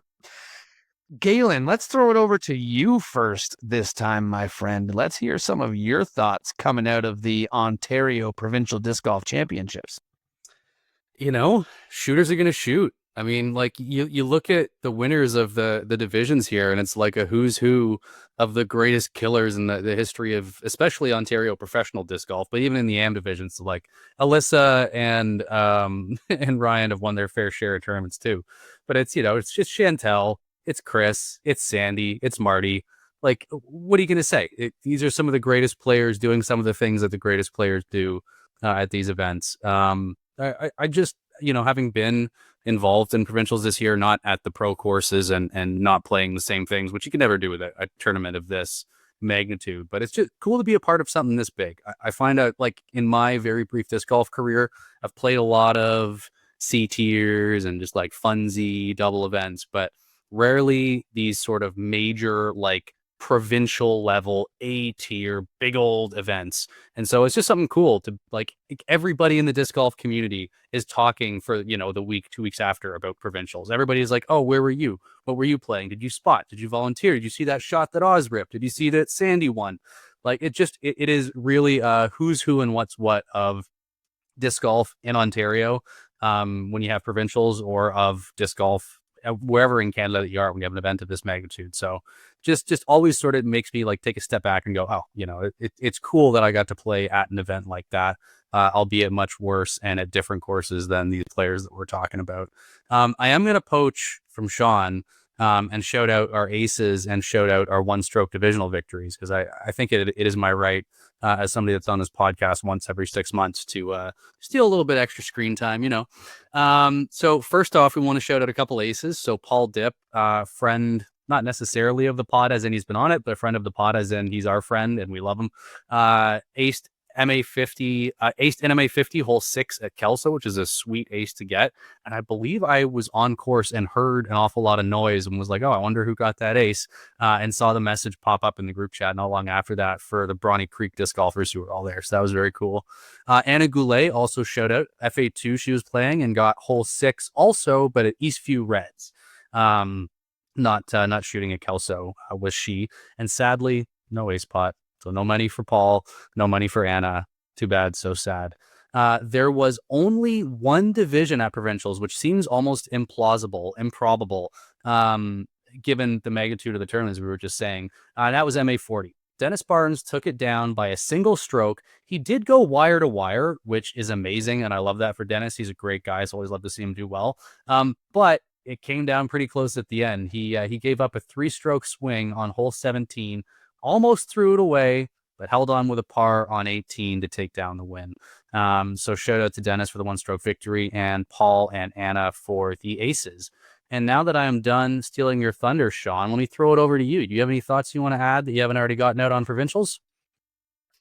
I was on the card with Mr. Paul Dip when he got his ace, and it was so sick. If you know him, he's like a forehand pretty much only player, and that is not a forehand shot. It's this downhill. It's the one right off the parking lot, hole 1 of the Black 9. It's downhill to the left. There's a guardian tree. He does a forehand hyzer flip turnover with like a beat-in wraith that looked like it's been hit by a bus, and through a tree. I think it went off the tree right into the tray, like no chains. It was the sick. Like, did we just see what we just saw? That was the sickest ace ever. It was so good. It was so good. And of course, you heard us erupting because it was amazing.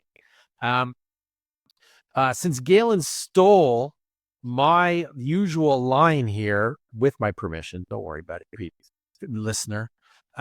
Let's give a shout out to every other division winner at Provincials, because it's a big deal to take it down. So shout out to MP50 winner John Holman, MP60 winner Howie Meeker. And Howie recently moved here from Alberta, and he is making a name for himself. Great guy. He's doing fantastic. I played with him at the Lake Ontario Open, and he beat my butt badly. Really great to see him, and great to see a nice MP60 field. Galen mentioned Dennis Barnes already in MA40. Rachel Dubois in FA40 took it down. Then we got Jeff Robinson in MA50. Susan Avery in FA50. John Parker took down MA60. Future friend of the show, eventually, Jane Anderson Renton, missed 2-time world champion and white whale of interview guests for Miss Mando. She took it down, well, by a lot of strokes. Well done, Jane, taking down FA60. Edwin Galitz took down MA70 by a lot as well. Isaac Fishbean, whatever, Isaac, well done in MA2, taking that down. Hannah Stewart, FA2. Alistair Robinson shredded it in MJ15. Nico Forbes took down the solo division win in MJ12. And Xavier, oh boy, I don't know how to pronounce his last name. Segis, C-E-G-Y-S. Looking at Segis. Sure, we'll go with that. And extreme apologies for getting that brutally wrong. Taking it down in the solo division of MJ10. Well, like truly well done, everybody across the divisions. A massive tournament. I believe was it like the second largest tournament that Canada has ever hosted or something like just, it was huge. Maybe that was, or was that the one at GOAT where I was the fourth? I don't know. It was a big ass tournament with a lot of players, 300 players or whatever. Amazing. Well done, everyone. Well done, organizing committee. ZDs did great putting it together across 3 courses. One that they had to kind of scramble fairly late in the process to get part of the show. Love to see it. Love to see it. Love to see all the battles out there. It was a great time, and I cannot wait for next year at Kemptville. I just also quickly want to shout out Howie Meeker for having the coolest namesake. Howie Meeker, the first time I saw that name, I did a double take and I was trying to figure out why. Because he shares a name with like a Toronto Maple Leafs legend who played in the 1940s and 50s. A guy who won the Calder Trophy. Like, you know, like I was one of those nerds that had every hockey card, that had every hockey book where all the statistics. And that was where some little part of my like caveman brain from when I was like 7 years old was like, I know that name. Why do I know it? And it's because Howie Meeker is also an amazing Toronto Maple Leafs legend. So shout out Howie for having an awesome namesake too. I'm assuming not the same guy. Just an assumption. Could be wrong. You never know. I mean, he was playing what? MA6 now? Yeah. Somebody who was playing hockey in the 40s would be over 60 years old, theoretically. It's true. It's true. I think more than theoretically. I think in actuality.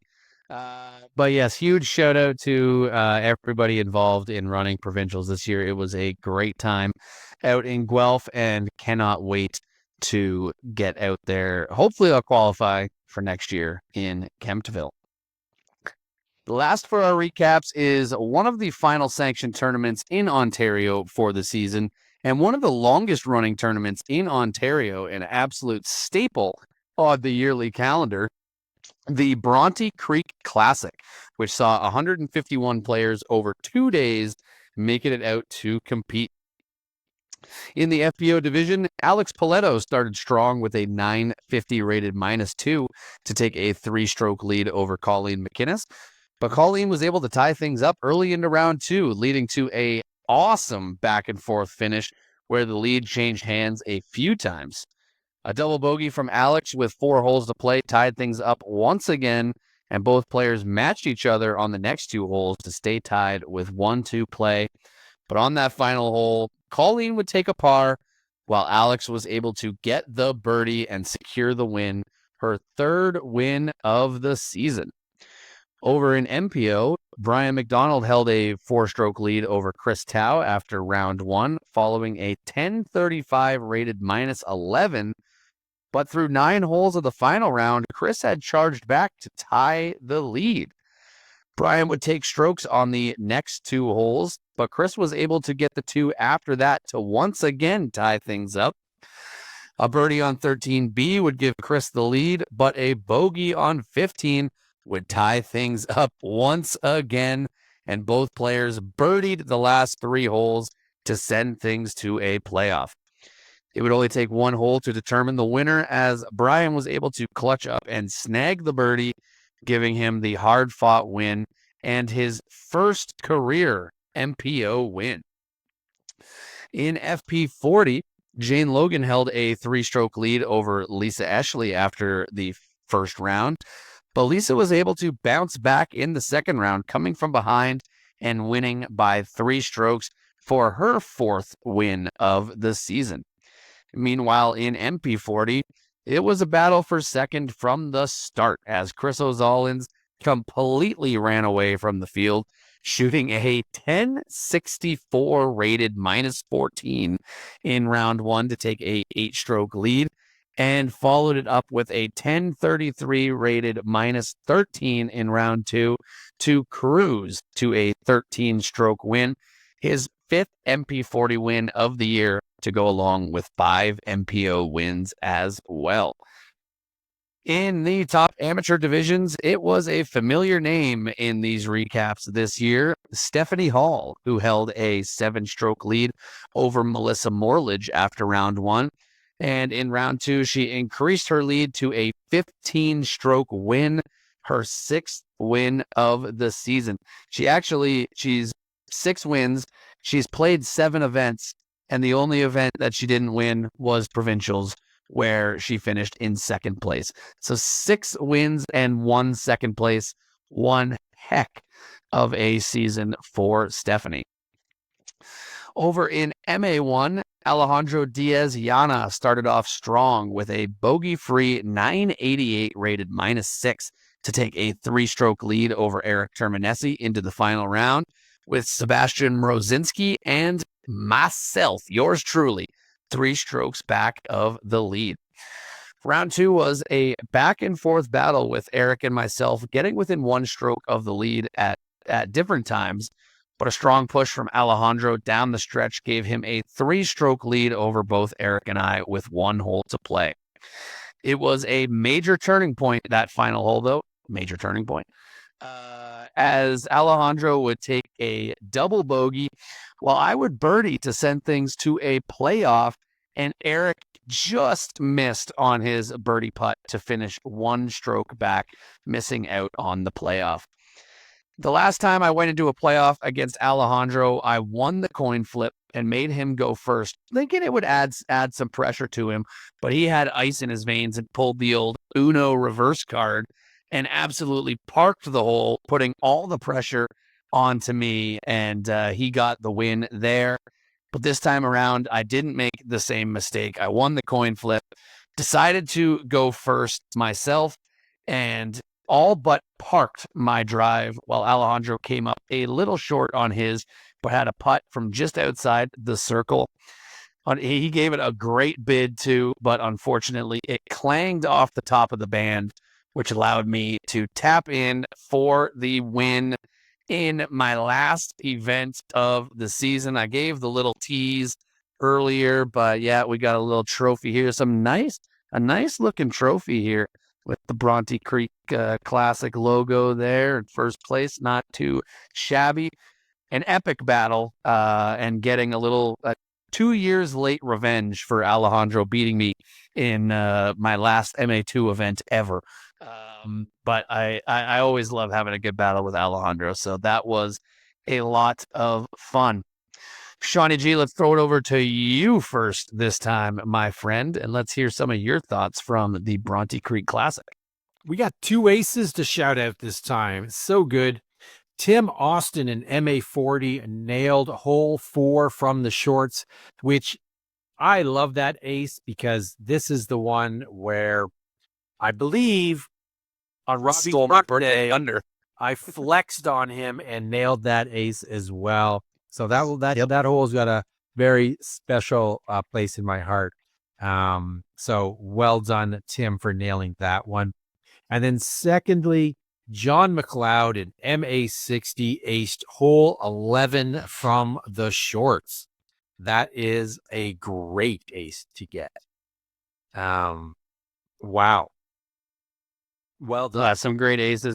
I will also say, because I forgot to mention it during the recap, I very, very nearly got to be a part of Shawnee's ace shoutouts for the first time ever, as I had 2 almost aces, one in round 1, one in round 2.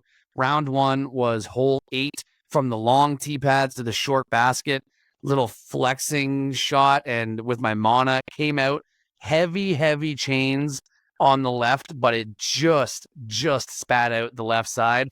And then in round 2, hole 17, from the short tee pad to the long basket, So still not very long. It's like 200 and something feet, but over all OB onto an island, and came in and smashed right into the front of the cage. And Alejandro's dad, who was following along with us, who had gone up spot, said that if it was maybe a centimeter higher, that it was definitely going to be an ace. So a chain out and a centimeter away on 2 different shots. So one day I'll get in the Shawnee ace shoutouts. But it is not this day. Well done, though. That is great. We had 2 divisions that were won by a single stroke. In MA3, John Tweedy took it down over Josh May. And in MA40, it went to a playoff. And Provincials winners, Dennis Barnes, took it down over ace shoutout Tim Austin. Well done there. 3 total playoffs at this event. Super, super cool to see. And Galen, this is your neck of the woods. This is your home club and home course. Although maybe you'd say Kings Forest is your home club. I don't know. Either way, you're very familiar with Bronte Creek. So let's throw it over to you. Let's hear some of your thoughts from the classic. Yeah, if it makes you feel any better, I have logged more than 250 rounds at Bronte in my life. I have never bagged an ace. I consider Bronte my first and true home club, followed very closely by Kings Forest and Kelso.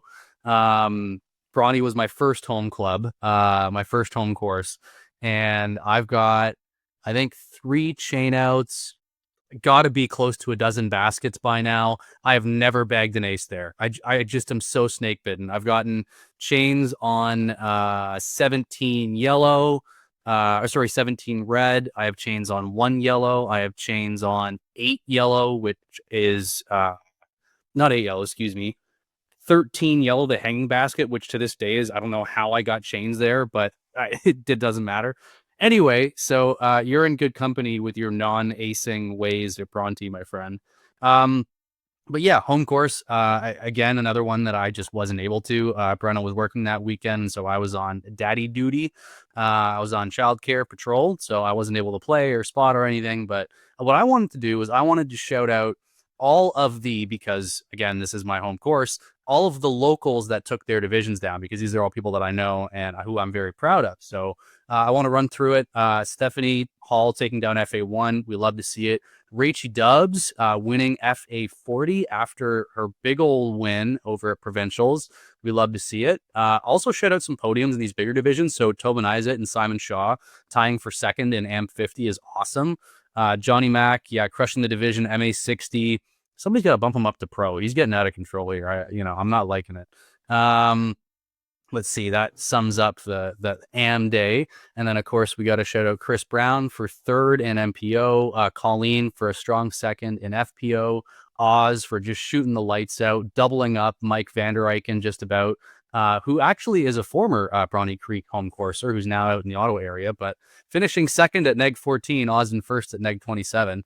Got to shout out Oz. Lisa, again, taking down FP40. Robbie, so proud of you for taking down MA1 and chased by 2 Bronte locals, Alejandro in second, Eric Terminisi in third, Dennis Barnes scooping MA40, and Eric Bernhardt taking down MA2 by a casual 7 strokes. We love to see it. So shout out to all of the locals who performed well on home turf, because I never do when I play events at Bronte Creek. So thanks for doing that. I'll live vicariously through you. Shout out to the club as well, because like always, the course was looking great this time of year with some Halloween themed stuff around the course, as there always is.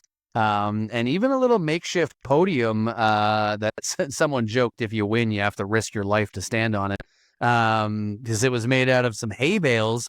But that was a really cool touch as well. It was pretty hilarious seeing already incredibly tall Alex Paletto have to get up on the podium and make herself even taller than Colleen and Alyssa, who finished on the podium with her.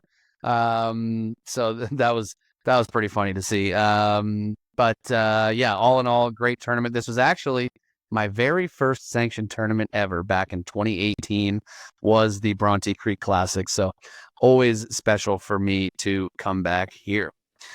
Well, gentlemen, that is it for our recaps and just a little bit of general disc golf news that I wanted to float by you. James Proctor and Ben Calloway have both announced that they are stepping away from the Pro Tour next season. Just kind of curious, I guess, your guys' initial thoughts on hearing that, what you think it might what it might speak to the future of disc golf, and if we'll maybe start to see some more players that aren't, always up in the top echelon of making cash, maybe start to take a step back from tour as well. What do you guys think? Not that surprised to see James Proctor step away. He had signaled at the end of last season that he was going to give it one more year. Really glad that he got his win at MVP Open. But it's a grind out there, and he didn't have a great year this year. So I'm not surprised that somebody who's finishing where he is decided, you know what? I'm good. I did what I needed to do. I gave it a go, and now I'm going to go back and just dominate the West Coast like he did before. Yeah. And I don't know, maybe go back to teaching or whatever that he's going to do. But that's really cool. Ben Calloway has a kid and has another kid on the way. That changes your priorities, I'm going to guess, a little bit. So he got a win this year. That's really great. He's going out on a high. And I with the recalibration of contracts and recalibration of the sport post COVID bump, I would not be surprised if after this sort of signing season, a lot of contracts are up at the end of this year. And it'll be interesting to see if this is the start of more semi-retirements or scaling back of tours now that the money for contracts isn't really there anymore in the way it was. We will see. Yeah, that's where I'm at too. I mean, great to see Ben and James have highs in their seasons that maybe, their last seasons on the Pro Tour, if they don't look to come back to it in the future if circumstances allow. Don't know, nor have I had any interactions with either of them, but I've heard they're both good people. I can certainly speak to the reorienting of your world post having a baby, so that makes sense to me that Ben would in this moment try to find some stability, something, a staple, consistent paycheck close to home, spend time with with little ones. That makes perfect sense from my perspective. As far as sort of the picture more broadly, yeah, I think it's going to be really interesting to see how the next couple of months, 12 months go in the disc golf world. I mean, if there's one thing that I've learned since, starting this podcast with you guys, it's that, just because somebody shows up on the TV in your living room doesn't mean they're living some glitzy and glamorous life. I mean, there are very few people on the Pro Tour that are able to earn a stable, really solid, consistent, high level income. More often than not, it's people, living out of a van that are doing this because it's their passion. Because how cool is it to be able to do something that you love and are really good at and get paid for it?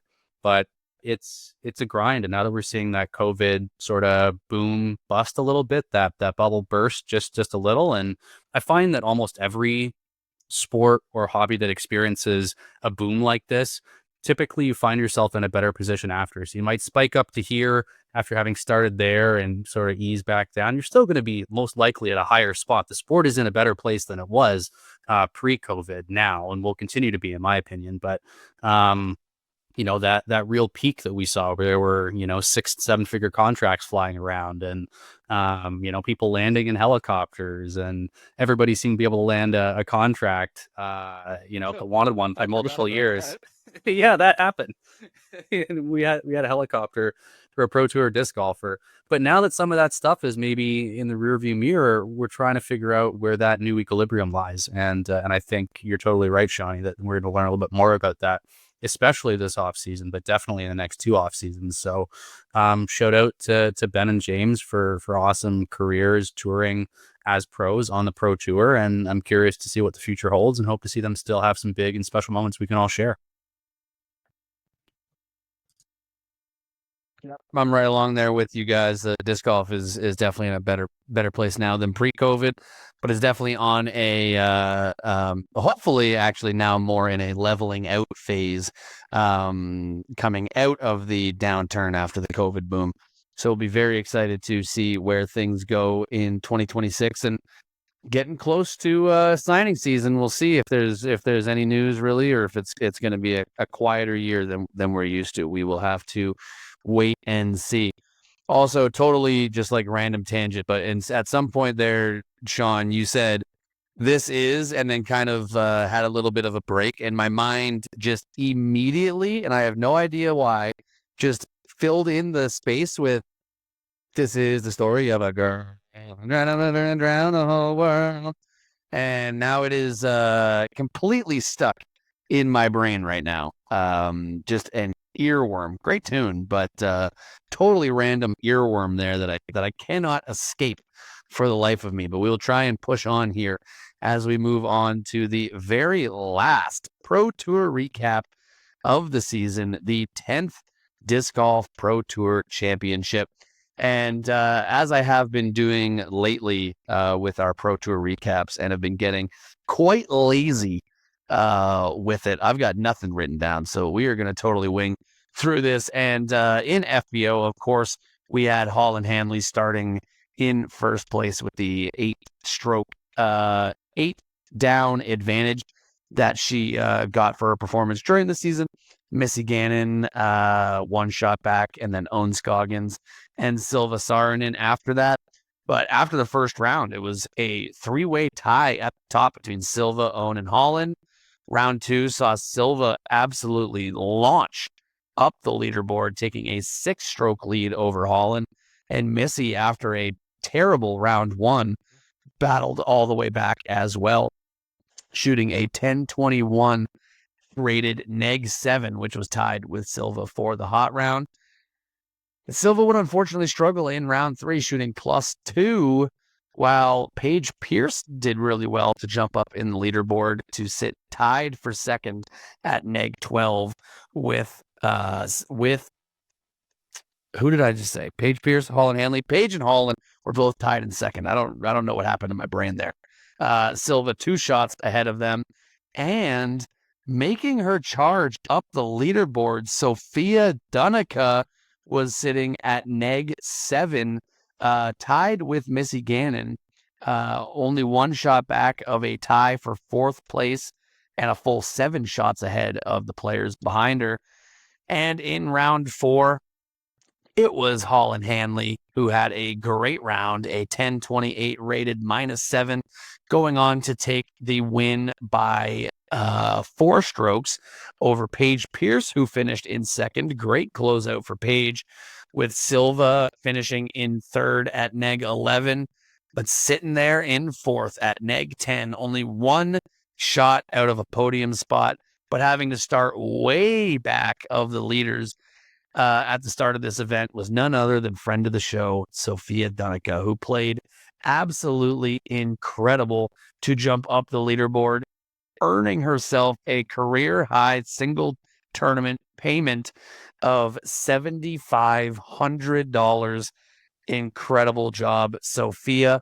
And if you're at this point in the pod, hopefully you've already listened to our interview with Sofia. If not, I don't know why you skipped to this section and skipped the interview first. That's really weird. Go back and listen to it. But incredible job for Sofia. Let's break it up, actually, before we move on to MPO. Let's hear some of your guys' thoughts from FPO at the Pro Tour Championship. I don't know if you can hear my voice, but it's starting to go. So someone save me. I just wanted to say super quickly. Oh, go ahead. Yeah, super quick, Sean. How cool it was. I remember we had this conversation in our group chat as it was happening. I was like, as I was looking at the leaderboard, we've had like a third of the FPO division at the DGPT playoffs on the pod. Like we've had Sofia, Cadence, Anakin, Hannah Wynn, Rebecca Cox, Raven Klein, all on the show. 6 out of 20 of the best female disc golfers in the world, and many, many more that are not playing. Did not play in that tournament. Very, very cool.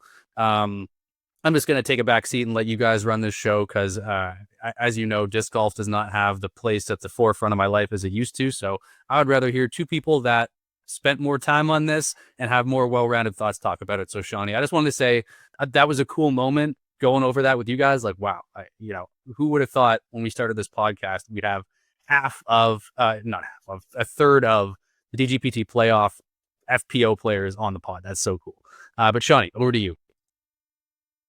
One of the things I want to shout out is, first of all, shout out to Sofia.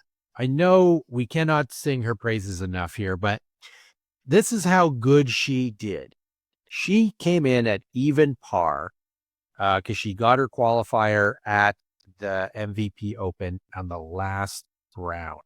And were it not for the starting strokes, the leaderboard, the podium would have been Holland Handley at -11, tied with Paige Pierce at -11, and then Sofia at -10.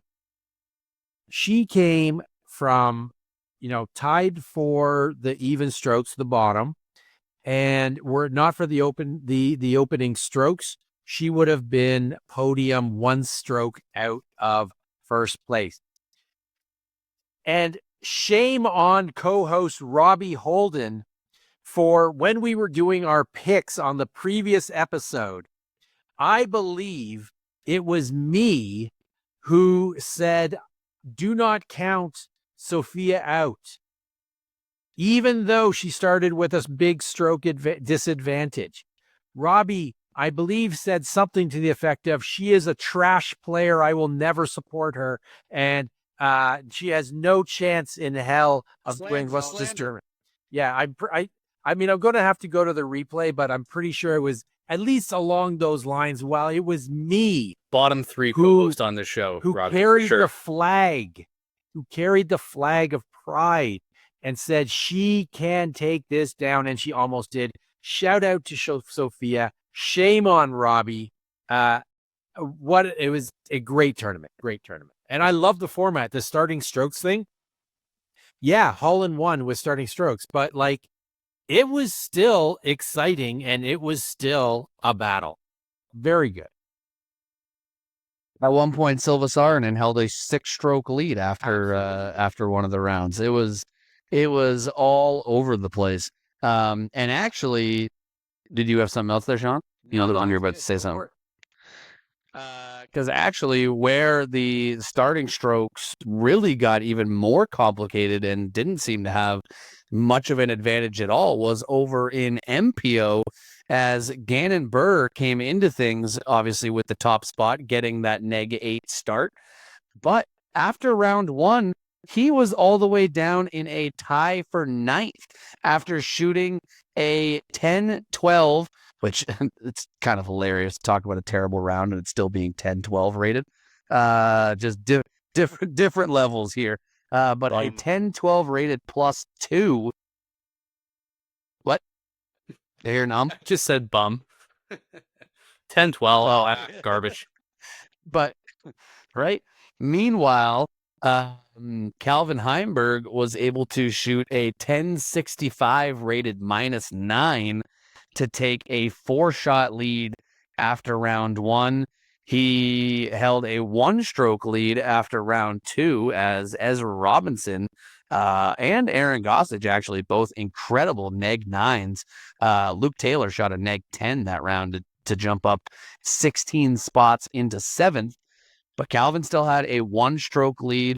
After round 3, it was actually Isaac Robinson who held a 1-shot lead over Calvin, who was 1 stroke ahead of Aaron Gossage, who was 2 strokes ahead of Ezra Robinson, rounding out the lead card. But in the end, Calvin Heimberg, in a absolutely insane Final round, lots and lots of drama surrounding especially a shot from Aaron Gossage on the 14th where he took a triple bogey. He then double bogeyed on the 16th. Meanwhile, Calvin went eagle, birdie, birdie on 15, 16, 17 to clutch up and have a late surge in the round, going on to win by 3 strokes over Aaron and Isaac, who finished tied for second. And shout out to friend of the pod, 2 friends of the pod, both finishing in 4th place, Sophia in FPO and Luke Taylor over on the MPO side, having an incredible performance. He averaged 1050 across his 4 rounds, highlighted, of course, by actually, it was one bad round really did him in. A 1022 opening round, then he followed it up with a 1066, a 1048, and a 1062 to close things up, getting that 4th place finish and a nice healthy payout with it as well. Shawnee G or Galen, either one of you, let's throw it over and get some of your thoughts from the MPO side of the Disc Golf Pro Tour Championship. Just to add a little bit more on a friend of the pod, Luke Taylor. He had the hot round for 2 of the 4 rounds, including that neg 10 and then a neg 7, rounds 2 and rounds 4. This was his best finish on a Pro Tour event of the season. It was his biggest payout. Let me see here. Did he last year? Did he have anything bigger than that? I don't know about payout, but I know he finished 4th at Worlds last year, which was pretty incredible. Yes, he did. So this ties his best finish on a Pro Tour event. So like really, really well done. And again, to start with a stroke disadvantage, that is a really fantastic showing.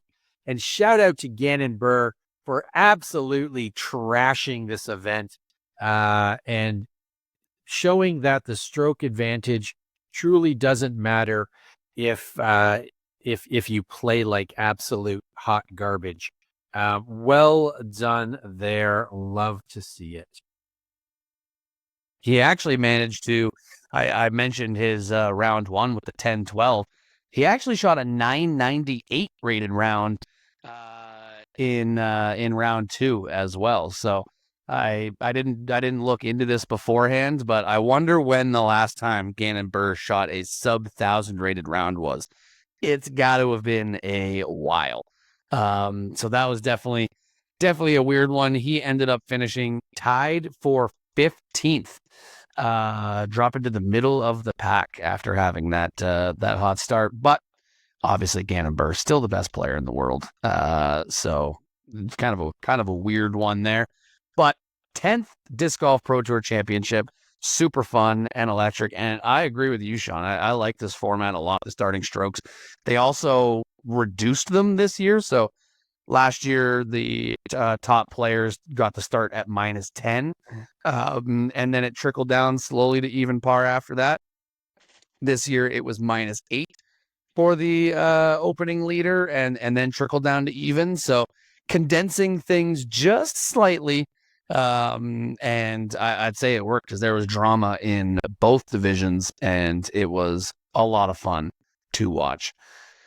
Gentlemen, anything else from you guys before we start to, wind things down? We always say the train keeps a chugging here, but eventually it's got to get to a station. And I think we're there right now. So Shawnee G, let's throw it over to you for this outro because you just typed this up while I was talking and I don't want to read anything anymore. Fair enough, Robbie. Not many tournaments left, but there is a nice one going down in Sudbury this weekend. So everybody heading north, have fun to play at the Twin Stacks Open this weekend. We hope to see you next weekend out at Fireman's for the Mayhem. But wherever you're playing, have some fun before the snow falls, and we will be back in 2 weeks. But until then, we will see you out on the course.